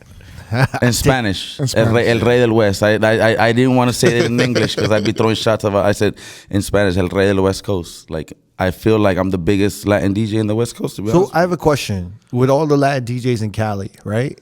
Do they embrace your position? A lot of them embrace me. Or do a lot of them say, you're Fuck feeling that, yourself, yeah. you haven't done... Zero have told me that to my face. To your face. To your In your back, behind your back. But you know they say that shit But though. listen. There's some haters out there. Listen, No, because I would there's a lot of young Latin DJs that are coming up. Of course. But I don't think, and their style is obviously embraced. Like, can you imagine 10 years ago if there was someone like you in San Diego and you didn't have to follow this kind of top 40 open format hip hop EDM route? Do you know? Which is like kind of like, you would have been a completely different DJ. Of course. Back then. I probably would have, exactly. So like these kids that are seeing what you and Exile are building, they're seeing this new era of DJing. And so you're breeding more Latin DJs who can embrace their culture and then bring. And they actually know the music more and better because they grew up listening to that shit. Exactly. And not only that, they're like digging more. Yeah. They're digging even deeper to find shit, Yeah, I mean... So no one's contested. Nobody's contested, and I'm all about facts. And if somebody wants to contest and say, oh, bro, like, while you're feeling yourself, I'll be like, all right, look at the resume. Boom, boom, boom, boom. Go down the line. These are the biggest festivals in the world, Latino festivals. Open for Bad Bunny on 2 tours now. You know what I mean? Like, I DJ for Mariah, who's one of the hottest reggaeton female artists in the game right now. You know what I mean? Like, I've done a bunch of, like, I have my own reggaeton parties, you know what I mean? Like, I don't think anybody wants to challenge me, but if they do, I would come with facts, and I respect every DJ. If every DJ thinks it's the best, I'm not going to argue against them, you know what I mean? They should feel that way. And a lot of the DJs have embraced it. My boy K Nasty from LA, like I call him my young bull because he reminds me of me. And I put him on to open up Staples Center for Bad Bunny in LA, you know what I mean? Crucial is another one of my little homies. Uptown, he's a local San Diego guy from New York that just moved there. And even guys like Exile that I know, like when we linked up, he was like, bro, come to Vegas, bro, fly out here, meet so-and-so, introduce me to this guy, and we did, you know what I mean? Like, I love that y'all are cool. Yeah, that's my bro. That's my bro. Yeah. Even when I moved out here, Exile was open arms, and he looked out for me so I much. love Exile, man. Like, I feel like you need to do his own podcast with him by himself. I know you had him before, but we had him on the year recap. Yeah. Mm-hmm. Oh, okay. Yeah. We had him before that also. Yeah, we did have him. I'd love to have actually. I want to do like a Latin panel with maybe you, him, and I need like a East Coast dude that I could bring in. Call Camilo up, bro. That's your boy. Yeah. Camilo's too. Camilo. Shout out Camilo. He's the sole reason why I'm a heavy hitter. I'm about to ask you how you get down with heavy hitters. So There's very few on the West Coast. So it started with I was opening up at Park, where I was doing like a middle set at Park. They had G-Eazy there and DJ Quiz, who's G-Eazy's DJ. Shout out to Quiz. Quiz. That's a homie. Yep. Quiz was like, it was like I was playing like 12-1 before G-Eazy got on, and he was just like, yo, bro, like you're killing it, boom, boom, boom. He's like, yo, like there's no heavy hitters in San Diego, and that's kind of how the conversation started. So he went and told Camilo, we linked up. He ended up having like a gig in San Diego. We hung out or whatever. And then he was like, bro, we're looking for new heavy hitters. And there's like, but you got to be co-signed by like the entire West Coast heavy hitters. So they did their homework. I guess I got to prove the Felly Fells, the Dre Sinatras, Eddie One, all these guys. Yeah, I guess they must have not said anything negative because Camilo was like, yo, you're good. I'm going to co-sign you. Like, I'm going to give you my co-sign, but you got to meet Enough. And DJ Enough got to that's the presidente. So me and my girl, we flew to New York to meet with Enough. Enough, took us out, showed us a good time. We didn't talk about the heavy hitters at all. He didn't ask me, I thought it was going to be an interview. He didn't ask me, why do you want to be a heavy hitter? Boom, boom, boom, what do you do? We just had a good time. Took us to eat. We took us back to the airport. We chopped it up. He brought out his wife. I brought mine. We just had a good time. Yeah. Then Christmas night, Camilo calls me randomly. Yo, send me your press kit right now, and hangs up. I'm like, what the fuck? Didn't think anything of it. 2019. And then the next day, he's like, stay tuned for, we're going to announce the new heavy hitters on New Year's Day on Hot 97. So I tuned in, and then they announced me and like 4 other guys. That's crazy. Yeah, that was in 2019, which is crazy because I grew up idolizing the heavy hitters, you know what I mean? And so it's basically a crew of DJs that look out for each other. And making noise in their cities, and it's not just the United States; it's around the world. You know what I mean? And I wanted to say something. You said Eddie One. Mm-hmm. He was probably the Khaled Latino DJ in the West Coast for a long time. For sure, yeah. Because he was. I wanted to say that to Crook because you just mentioned him, but he was in LA radio. What it seemed like 6 days out of the week. Yeah, and he was pushing that Latin shit, and it was Tito Bambino, Hector Fire, all that stuff. But you just hit me when you said his name, and I was like, oh shit, I grew up listening to that dude. Yeah, I grew up listening to him too. But he was a big influence in LA. Yeah, he's a big influence in the Latin culture as a DJ. Now that you mention it, too. Yeah. What was the radio station back in the day in LA? Like I wouldn't know, but I know the station he's on now. You know, Hot Latino Hot, some shit. Latino 96.3 or something. Yeah, like 96.3. Yeah. So Eddie One was definitely one of the pioneers of the Latin movement too in the West Coast. He's like, I put him in the Alex Sensation category. I'm sure you know Alex Sensation from New York, like from La Mega. You know what I mean? Like they've been pushing the Latin culture stuff, you know what I mean? So when you mentioned like if he looked up to anybody, it was probably Eddie One that he probably looked up to. Because Spanish wise, I looked up to Eddie One because he played everything across the board Latin. And he was on the radio. And then he would still do hip hop nights. Mm-hmm. So that, sorry I interrupted, but it just fucking hit me with Eddie One. Yeah. No. That's it's crazy like learning about the West Coast and like the history of Cali. Mm-hmm. You know, like because it's all new to me. Yeah. Like but I noticed shit that's going on with what you're doing, and then Exile, and then everyone's starting. I see all these Latin parties emerging, like even in Texas and all of this shit. Texas is popping. Dallas is popping. Houston's a crazy market for the Latin stuff. What's the hardest city to DJ in for you? Because I know you've probably been everywhere, right? Yeah. Man, honestly. Because I know when you if you spin in Miami or New York, like have you spun in New York? Nah, I have not. Honestly, I say this all the time. Like I feel like that'd be the market where I'd be like intimidated. I told Crooked that shit. I'd feel intimidated. Like yo, like fuck, like there's some badass fucking DJs. You'd almost have to go there and do research and listen to motherfuckers what they're playing. Yeah, right? But you know what, Quick? What's a good spot in New York that does Latin parties? I think a lot of them. I could be wrong. Mm-hmm. But they're all in Brooklyn now. Yeah, wow, man. Yeah.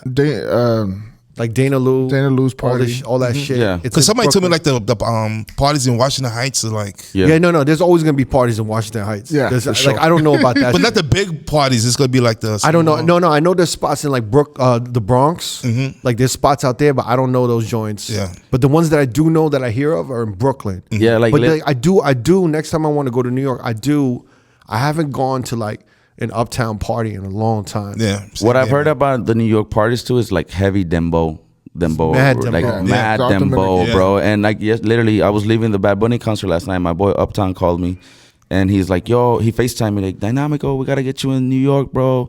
And in my head, I'm thinking like, "Fuck, I'm down," and I'm thinking like, "Fuck, like this shit." I've never done New York. You know what I mean? It's intimidating. I don't know. I've always told myself that, but I know like being in that element, like talking to, I'm sure I could reach out to the Camillos and be like, yo, what's the vibes? What's the must poppin' records? Because you know what I mean? That's I might know what's popping out here, but it's gonna be very different over there. I'm curious though, I'm curious how receptive a New York crowd would be to Cali DJ, to a Cali DJ, and being like, oh man, he's playing to West Coast. Yeah, you know what I mean. But but the opposite, you bring a New York DJ to the Cali, it's acceptable, no problem. Is it acceptable? I'm wondering. Yeah. So like, if you hear a New York Latin DJ and he plays in Cali or Las Vegas, is it kind of like, oh man, he playing too much of that New York shit? Nah, I'd be like, this is fucking hard. This is dope. Oh, like, okay. You know what I mean? So it's almost, like I would almost take it as like, damn, like I gotta, you know what I mean? Like I gotta step my shit up. Because the music is hitting there first, right? First. It's hitting Miami and New York first. Right? 1,000%. So whatever they're on, you're like, yo, that's the next shit that's gonna pop. Exactly. So like I'll hear one, like I've even heard Camilo in Miami, and I'd be like, damn, I haven't heard that. I gotta put that in my crates. Like even though I don't know the song, it's gotta be popping if Camilo's playing it. Right. But you also have to keep in mind, Kirk, me and him are from the same generation where our high school days, everything was from New York. because LA, West Coast didn't have shit. We had the game, but that was it.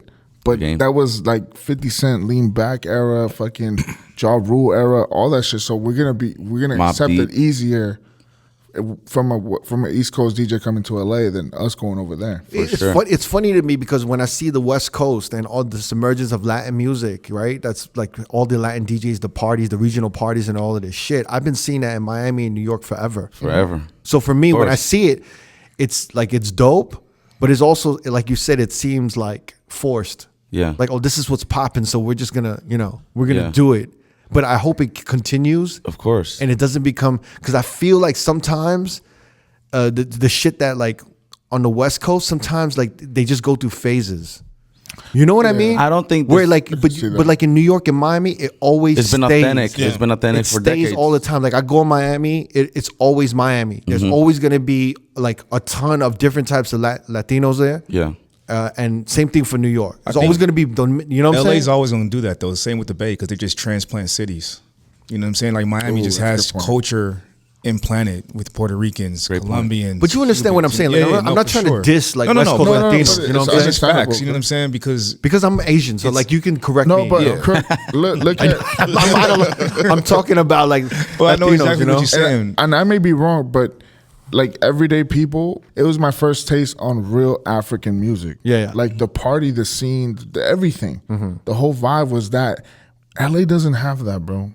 LA doesn't have the reggae parties, the dancehall parties, the Afrobeat party, whatever the fuck party, because we don't have that culture. We're transplant city where everybody wants to go to LA, make it and blow up and then do whatever the fuck, but we don't have that shit. Do you feel like some of the newer parties that are coming are kind of imitations of what you were doing? Super. Big time. Yeah. Big time, bro.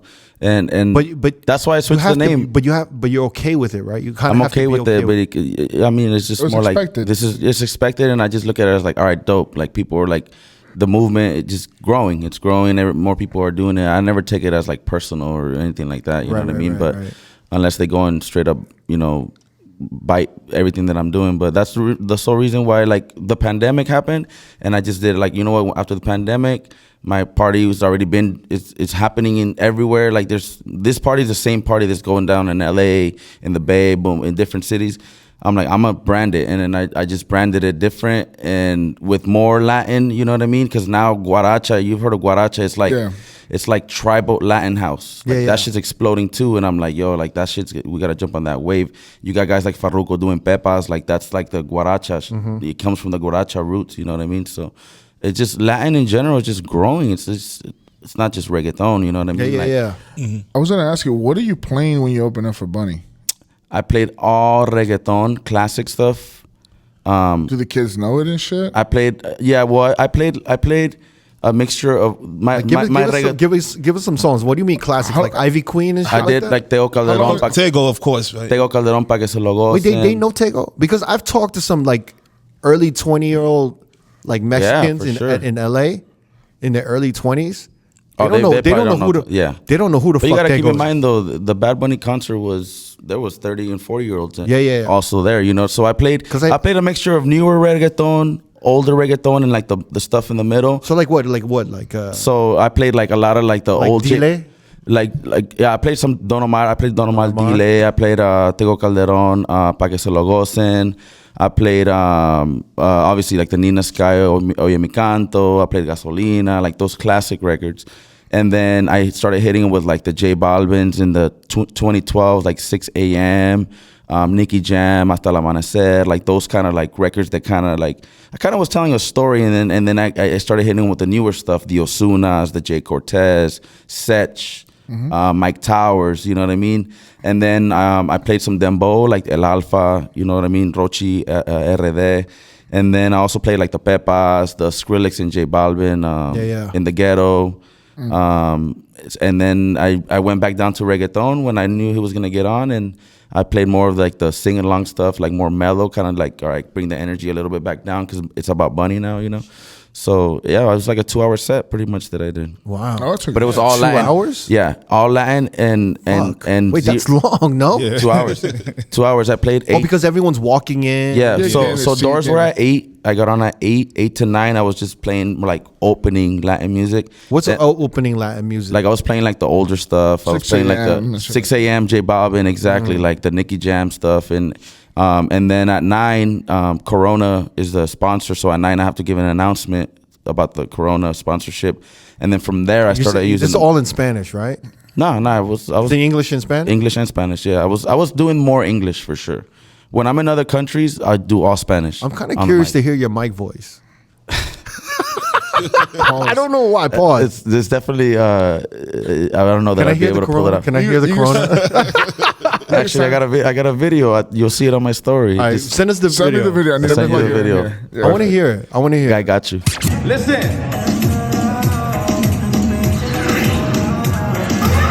Shout out to our sponsor, Corona Extra, la cerveza más fina. Who got a drink in their hand right now? Who's got a drink in their hand right now? We in Las Vegas. Con las bebidas para arriba. We're gonna do a cheers. We're gonna do a toast to life. We're gonna do a toast to Las Vegas. We're gonna do a toast to Bad Bunny rompiendo la tarima tonight. Y'all ready at the count of 3? Pa arriba, pa abajo, pa centro. Bunny's blowing up. He's in that new Brad Pitt movie. Yeah. Yeah. Oh, yeah, he's in the background. Well, he was in Narcos Mexico too. That's right, yeah. Narcos Mexico, cover of Playboy, Super Bowl halftime show, Coachella, like Shit, man. Pretty he much does the basic Corona commercial. Like like you're talking about the new movie that he's in, Narcos. Is he still the most streamed artist on Spotify? Oh wait, don't forget WWE. Yeah. Yeah, He was huge. That's right. Yeah, That was what I mean? weird. What was that about though? No, but he was actually like, because I watched WWE too. Like he You do? actually was a good wrestler. Like he. Don't Fuck outta fucking here. laugh. Don't laugh. Don't You get know me the started. vibes. Don't get Bro, me me and started. him Oh are my the same God. age group at work. Yeah. I'm telling you. Yeah, I don't watch it as Why much. do you watch that? I used to watch it a lot heavy, and then when Bunny came back on, I'm like, yo, I gotta start watching it again. Yeah, bro. Leave us alone, Yeah, bro. leave Don't us alone, judge. bro. AEW. He loves that shit, huh? Bad Bunny, he loves that Yeah. shit. He loves that shit, bro. Why? I don't get it. I literally, bro, in 2019 when he was performing at Chaos, remember Chaos? Yeah. At Yeah. I forgot The Palms. The Palms. We went to have dinner, and literally we had like a 20-minute conversation on just wrestling. That's Jesus. like, Yeah, bro. oh, He that's made all us we talk talked about Booker T. Yeah, Booker T, and then he put Ric Flair on one of his videos. Yeah, bro, he's big into Bro, that's what wrestling. we grew up on. Picturing Booker T's not still. I'm he's not picturing still Bad wrestling. Bunny. No, he's not fine. He's a commentator now. picturing Bad Bunny like talk about wrestlers. It just doesn't make sense. Bro, he's the same age group as me and him, so we grew up on Stone Like, Cold and pero Ric Flair, you know, Ric Flair. Pero Ric Flair. The Rock. And like I'd be at the dinner eating, he'd be like, Yeah. "Oh, Ric Flair, like, ¿cómo se dice?" Yo, he actually had Yeah, he used to in be his like show. Hey, listen, in his show in Dallas, he had the Undertaker come out on his bike. Oh shit! Really? That's crazy. 2 weeks ago. Two Dude, weeks that ago, is sick. he came out on the bike and he fucking he did the pointing at him and shit. He introduced him to the whole crowd. That's crazy. 2 weeks Damn. ago, Undertaker. Oh my God. Crazy, bro. That Bunny, Wow. take care of your throat, bro. Pause. Pause. I don't want these girls crying about you on fucking Is TikTok. there any music that you can't play at the Bad Bunny? I've definitely known Bad Bunny. That's I it. just But there's didn't no play. artist that he has beef with or anything. No, he doesn't. He's not J Balvin. Yeah, J Balvin just got cooked by fucking Residente. Residente. Really? Yeah, Yeah, like they're beefing hard right now. Was it Calle? He used to Calle 13. Calle 13. Oh yeah, Calle Atrévete. 13. Yeah, That's the main guy. Atrévete. Atrévete. Yeah, that's a banger. I saw him perform that song in Bad Bunny's concert in Puerto Rico earlier this year. Or That was huge at December. the time. And he Bad performed Bunny's that big song. on him, yeah. I think he's like a. Son, like, I dropped that once in a while. Everyone just be like, "Oh shit, I forgot about this." Shit. So that guy became Residente, and he just dissed the fuck out of J He Balvin. did a for, like, 10-minute like eight a 10-minute cipher type shit, like just dissing Balvin the whole time. like, What was he watch it. saying? like Disrespectful shit, like yeah, like talking about his personal shit, talking about his depression, talking about everything, like how did you win Afro Latino? oh that you don't write your own music, That you're white. and that We were confused man. on that too. Remember, we were like, "How the hell did he win Afro Latina of the year? Afro-Latino, Latino yeah. of the year." what that was because he did have some like Caribbean songs. Yeah, Just, I think I just Farruko was didn't- nominated for But that then too. didn't he denounce the award or something? He pulled the Macklemore. No, I never. he said something like, "I'm not Afro-Latino." Yeah. I don't represent that genre. But we were confused how he was even nominated. And then people were insulted that he won, and then people were insulted that He didn't want to. he didn't want it. Like he was above. Like I don't know if As it if he seemed got like he was nominated. above. Yeah. Yeah. As if he was the one J who Balvin's been having a rough year. a little bit. You think so? I mean, Yeah, he had the Pera video. Yep. The with the Tokishka, the video Tokishka. that they had to take that off YouTube. Yeah, because there was this he had like darker skin. oh, that's right. Yeah. Well, the artist that's on the record, Tokishka, she's Dominican and Yeah, she's she's Dominican. dark, and he, like pretty much she had a collar like she was a dog, and he was walking I her. forgot about that. Yeah. Yeah. Yeah, but there was like a couple women in dog collars, and he was walking them, but they Yeah. were all quote unquote darker skinned women. Mm-hmm. And then I think he also had something else happened with it. But see that song, it's called Perra en Calor. It means like a dog in heat. So it's not like he's just randomly doing the video. It's like it goes with the song. You know Yeah, what but I it's mean? a little like it's not like woke. The friendly, world, you bro. know? We're just the world is soft as fuck. That's all it is. Yeah. Period. I don't know. I don't think we need like I kind of understand where they coming from though, because it's like all these hip hop and all these videos. They're very misogynistic. Facts. They objectify women. It's like, do we need to see women On leashes. on leashes? You know, on and they were like on all fours. It wasn't like empowering. Yeah. It was like very With degrading. like half naked, and they were half Yeah. naked too. Yeah. So I kind of get it. It was like a bad choice. You know what I'm saying? Yeah. But then he also got into trouble with like in the ghetto, right? yeah. Because he's not from the ghetto. Like he's like a rich kid in Colombia. Balvin is just he's just one of those artists that people just he can't ever like he's never gonna be right. He's never gonna win. You gotta watch his documentary on, I think it's on Amazon Prime, and there was some stuff going on in Colombia with like politics and the government and not treating people right, and Balvin had nothing to do with it, but people were talking shit to him because he didn't talk about it or he didn't bring awareness. So then he went and talked about it, and he said, "Hey, I don't agree with what's going on." And then he started getting more heat. Why are you stepping into the Right. like this has nothing to do with Jesus you? Christ. Yeah, Yeah, like man, he can't win. Like Wow, you're talking about man. like oh, you're not from What the year ghetto. was that? When did that happen? That was like 2019. Wow. Yeah, 2019. It's a good documentary. You gotta watch it. Very inspirational. I'm gonna watch it. You gotta watch it for I know sure. that he's had a rough year though. Yeah. He's had a rough year. Like, you know, it's been rough for him, man. But he's one of my But favorite artists. he's one of my favorite artists too, and he's such a good dude. Like, Yeah. great person, bro. Like, very thankful. Like, he told me thank you because I also DJed for one of his artists called Matt Paris, and we were doing the Neon Festival here at the Resorts World in September. It was like 3 weeks, and one of he the was here for parties, that, right? Yeah, one of the parties. Oh wait, can I ask you something? How come you never invite me to any of this shit? I know, my bad. Next one for sure. Matter of fact, I'm gonna You know be what I'm here. saying? I just picked up a residency at the Virgin Hotel. What's that pool called? Elia. Yeah. Nice. They're gonna be doing like 7 or 8 Latin shows this year, Amazing. Nice, man. and I just Dope. locked that in starting May 7th. So Okay, you better hit me So up you for that. gotta I'm go, gonna hit you up. now You guys gotta carry all his pull fucking up. backpack. Since You guys gotta all pull I up. get the first call. Yeah, of course. You're carrying his If you backpack. talk to this motherfucker before me, I'm gonna be tight. Yo, why you tight, bro? I'm Mexican. We stay together. But it's amazing seeing like the Latin shit grow, man. Yeah. And it's very humbling that I get the call like J Balvin Neon Fest, boom, like, you know, festival here, boom, like, you know, and it's not just West Coast stuff, you know what I mean? It's kind of gatekeeper over here, bro. It's amazing. Like they're doing this other one at Dodger Stadium in June. you're- That's the one I want to fucking go to, bro. What's going on in Dodger Stadium? They're doing it's like a regional and reggaeton and like it's like everything. It's like also they're doing it's called Vivo. It's like at the end of Oh wait. That's the other Viva one. we're Viva. looking at. We were You're talking about Vibra Urbana. Oh yeah. But we don't talk about Viva Urbana because we're Team Baja Beach Fest over here. That's all I'm Oh, gonna say. okay. We'll have to cut that out. Okay. The We'll biggest, cut the, it biggest out? the biggest reggaeton festival in the world. No, we don't have to cut it out. That's fine. Okay, well, okay. Wait. Let's talk about this Baja Beach Fest. How long has that been going on? 2018 was the first year.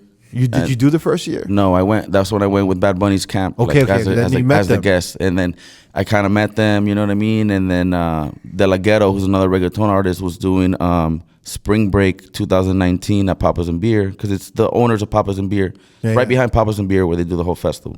50,000 people, crazy, nuts. And then I just started chopping it up with the owner. You know, shout out my boy Aaron Ampudia. And he was just like, yo, let's get you some dates at Papa's and Beer. And then I started doing Papa's and Beer. And then Baja Beach's 2019. He's like, you're on the lineup. I'm like, cool. Then 2020, pandemic happened, but I was on that lineup. And then 2021, I was on. That was crazy. I did that one, and then I'm on the 2022 lineup. And then now they're doing a festival in Chicago called Sueños. They put me on that lineup too. So it's like crazy. I'm growing with them. You know what I mean? Like, did you ever think it would explode like this?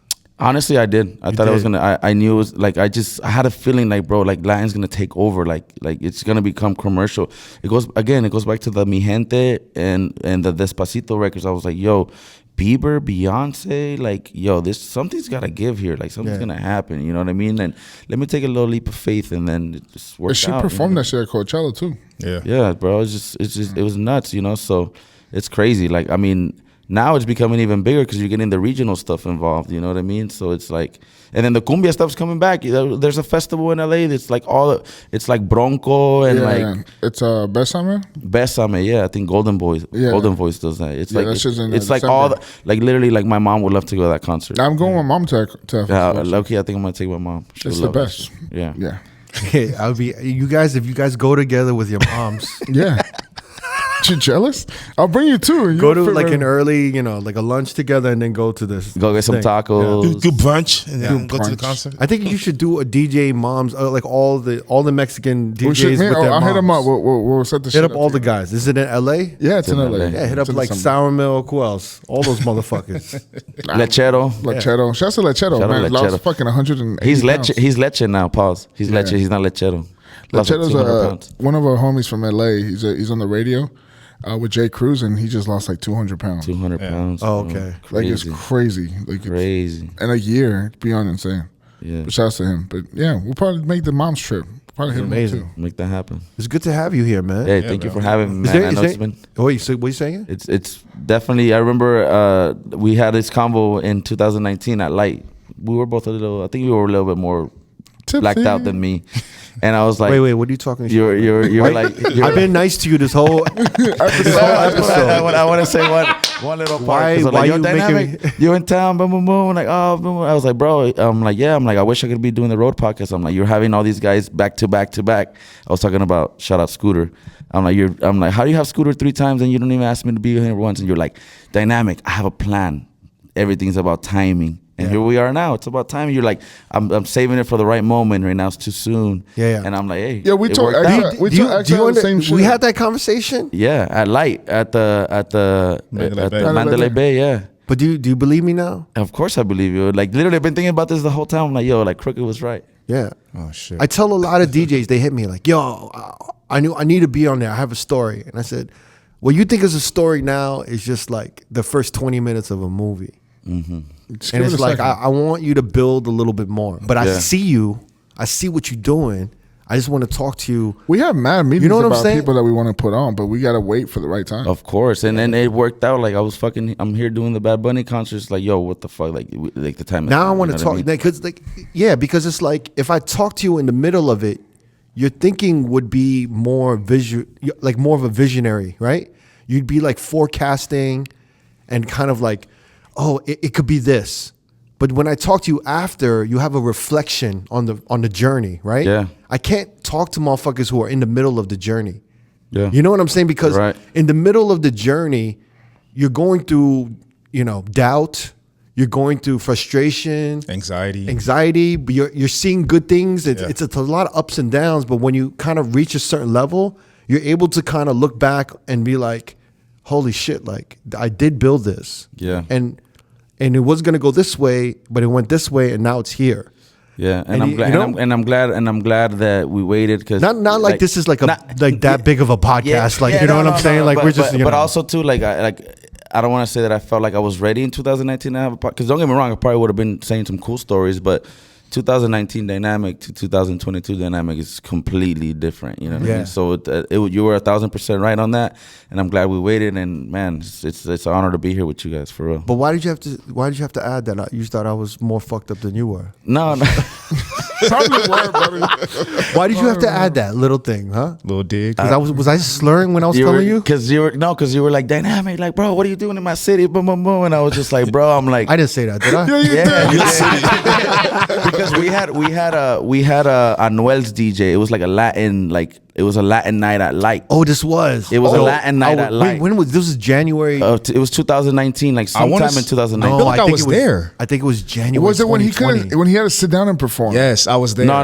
It wasn't that night. It wasn't that night. Okay. That's the night I remember. That was the year before. Okay. That was when Anuel was sitting down. Yeah, no. This was the following year, 2019. We booked his DJ because Anuel was here doing a concert somewhere, and we booked his DJ for the Were you after spinning party. with Exile? Yeah, no, Exile was spinning that day. I just did the booking. I think it was January 2020. Yeah, Exile was definitely DJing. Okay, yeah. Exile opened up for Etienne is Anuel's DJ, and then you showed up, and then I don't know, it just started. I think it went from some like, oh, you're in my city doing Latin shows, boom, boom, boom, and I was just like, bro, like I'm like, so it was just more like a friendly like small talk, and I'm like, well, what about you putting people on the podcast from? I said my city, 2-3 different times, and I don't even get asked, and you're like Dynamiq, but then you got serious. You're like, no, Dynamiq, trust me, bro. I gotta. It's all about timing. You gotta just believe in me. Like, trust me, the time will come. And I was just like, all right, I respect it. And here we are now. And like, damn, you were right, 1,000%. I was right. You were right. I'm glad you admitted but it. you were right. On camera. You're so stupid, bro. That I was right. Yeah, I was wrecked that night.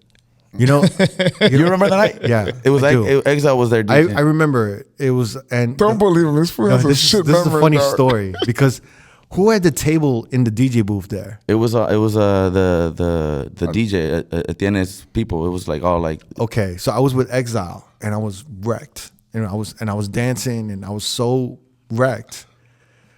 I thought it was Exile's table. So I went there and I made a drink. And these dudes are looking at me like I'm crazy. Right? Puerto Like, Ricans. these Puerto Rican dudes, like 4 or 5 of them. They're looking at me like, yo, this Asian dude is crazy. Because you know how comfortable I am at Light, right? I know, yeah. Of course. So I just walked up and I made a bottle and I looked at him. I was like, what's good? So there's like, imagine, I'm thinking like now that I think about it, I'm imagining some stranger come up to my table, make himself a drink and then nod at me. Like, what up? Be like, I'm gonna fuck this dude up. I mean, but you got to be somebody if you're in that DJ booth. Yeah, so You upstairs. they looked at me confused, like they were just like, who the fuck is this some dude? balls Like, on is he this so? dude. Who is he? Right? And then they saw me with Exile. Yeah. And then stuff, and then I just had like, I know it was like there was girls dancing. It was crazy. There was all this shit going on, and then I was like dancing. It was crazy, and then I fell. Right? Oh my and God. So I fell and I rolled into. Where you roll? I fell and I rolled into their section. Yo, And I think I knocked the table and like Oh, my God. and then the drinks fell and then they all got up and they fucking rushed me. Like they were coming to me like, yo, like who the fuck are you? Like get the fuck away. And I was like, yo, relax. I was just like, yo, I was like, yo, just I know Exile. I know this with this. I work here. I work at the company. Like, yo, get the fuck away from the. I'm like, yo, relax, man. I'm like, relax. How did you kick I was like, that? I was like, yo, I apologize, fam. Like, I am wrecked. I give you that. Obviously, because I just fell and rolled into your section. It's like you got the first pass and you were pouring drinks on the table, and then like now you felt like And I knew I'm like, yo, I look crazy now, so I understand why. That's the power. That's the power of the Latin music, bro. They had you dancing, bro. I don't think I've ever seen you dance, bro. Nah, I haven't danced since. Trust me. And then I went back and I was continued to dance and shit like that. But yo, they was ready to set it on me. That's funny, man. I'm glad you brought up that conversation. Because I'm glad we're here now, man. Yeah, I'm glad we're here now. And this was so last minute too. Yeah, no, it was. I literally I texted you Friday, like, yo, bro, because I didn't know if I was gonna for sure do the Bunny concert. I found out like on Thursday, like, yo, like you're good to go to the Bunny concert because they're super last minute with certain things. Yeah. And that's why I hit you Friday, like, yo, bro, I'm gonna be in town, this weekend. I'll take a late flight Sunday, and it worked out, bro. So I'm glad. Appreciate you it. guys. I know it's Sunday, and you guys all probably had gigs last night, so I appreciate you guys being. Yeah, me and Never had a long night. We did, yeah. Pause. That's why when you said 3 p.m., I'm like, oh, perfect. This ain't bad. Oh, you know what? And I know we were rating the California cities, but shout out to all the cities in Cali. Like, Yeah, we're no just, doubt, man, yeah. we're just joking, and I am trolling a Having little fun. bit, Yeah. But Yeah, man. shout out to all y'all. I really am happy actually to see every city really embrace. Like, I feel like the DJs are really leading a new wave. Yeah. That's Yeah, outside. man. Yeah. That's outside of like nightclubs controlling shit. They're doing their own thing. DJs are now they're curating the entire night. Yeah, They're it's- booking tables. They're curating the party. They're DJing. You know what I mean? They're bringing in hosts. Like, we're doing everything. They're taking control, and I'm really seeing it in California more, and I think it's good in all the cities. For you know what I'm sure. saying? Most of the cities, I'm seeing it, and it's good shit. And Amazing. you know, man, I'm very happy for you, man. And Thank you, bro. And like you said, you know, I don't know if you're gonna dominate the world, but I can't wait. You will. I can't wait to see, like, you know, what Try. you're gonna do in 5 years or so. Yeah, you know? no, for sure. No, and I've been fortunate to, you know, be around, you know, big DJs like yourself and a lot Not a of big these DJs. DJ. I'm a that- working guy. Yeah, and You're a big I, DJ now. I got lucky to be able to, like, you know, experience Love. watching, you know, the big dogs in the industry, because I don't think I'd be here if it wasn't for that. You know what I mean? No. There was a lot of learned lessons in that Stingery DJ booth for sure.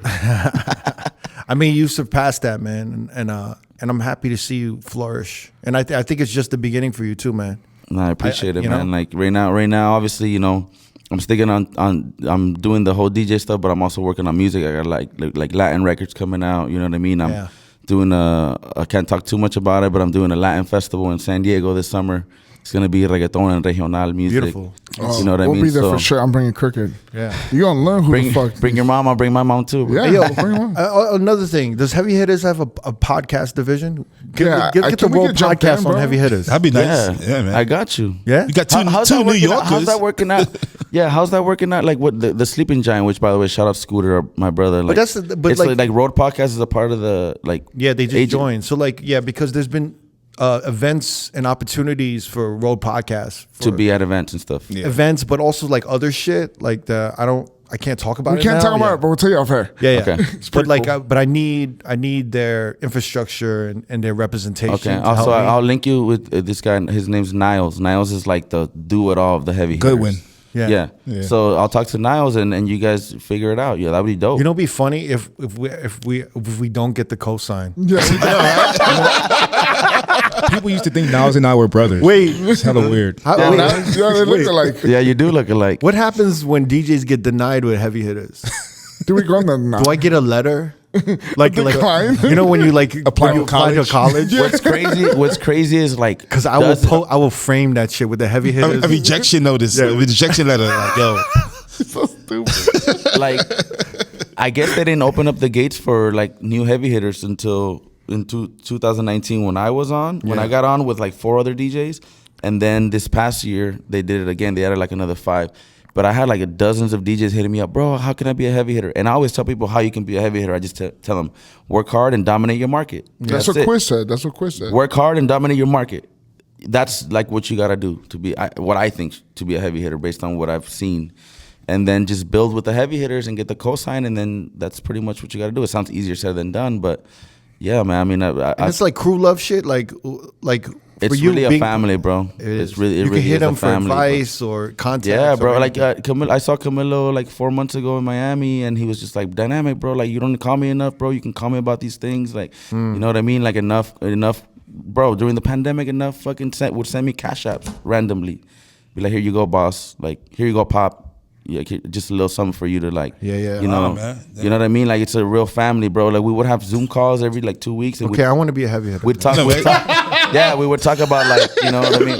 We'd I talk just about want the drop. talk about health and depression. Like, bro, it's like it's really a family. Like, you know what I mean? dope, Like it man. is what it is. You know what I'm saying? I don't think there's egos. Like I've seen DJs get denied. Like DJs will bring up some DJs' names, and other DJs will be like, "Nah, he's too egotistic, or he's not a team player. He can't be a heavy hitter." Damn. Is there anyone egotistical or not a team player on our crew? I don't know. I I don't think so, man. Nah. Nah, I don't think so. Y'all motherfuckers better change. But yeah, let's We need to definitely be see if heavy we could do like some with the heavy hitters podcast, curated by the R.O.A.D podcast. You know what I mean? Oof. I think I think we dominate the market because we're the only DJ podcast. I know, right? Yeah. But it's like only 3 or something. So we're one of the 3.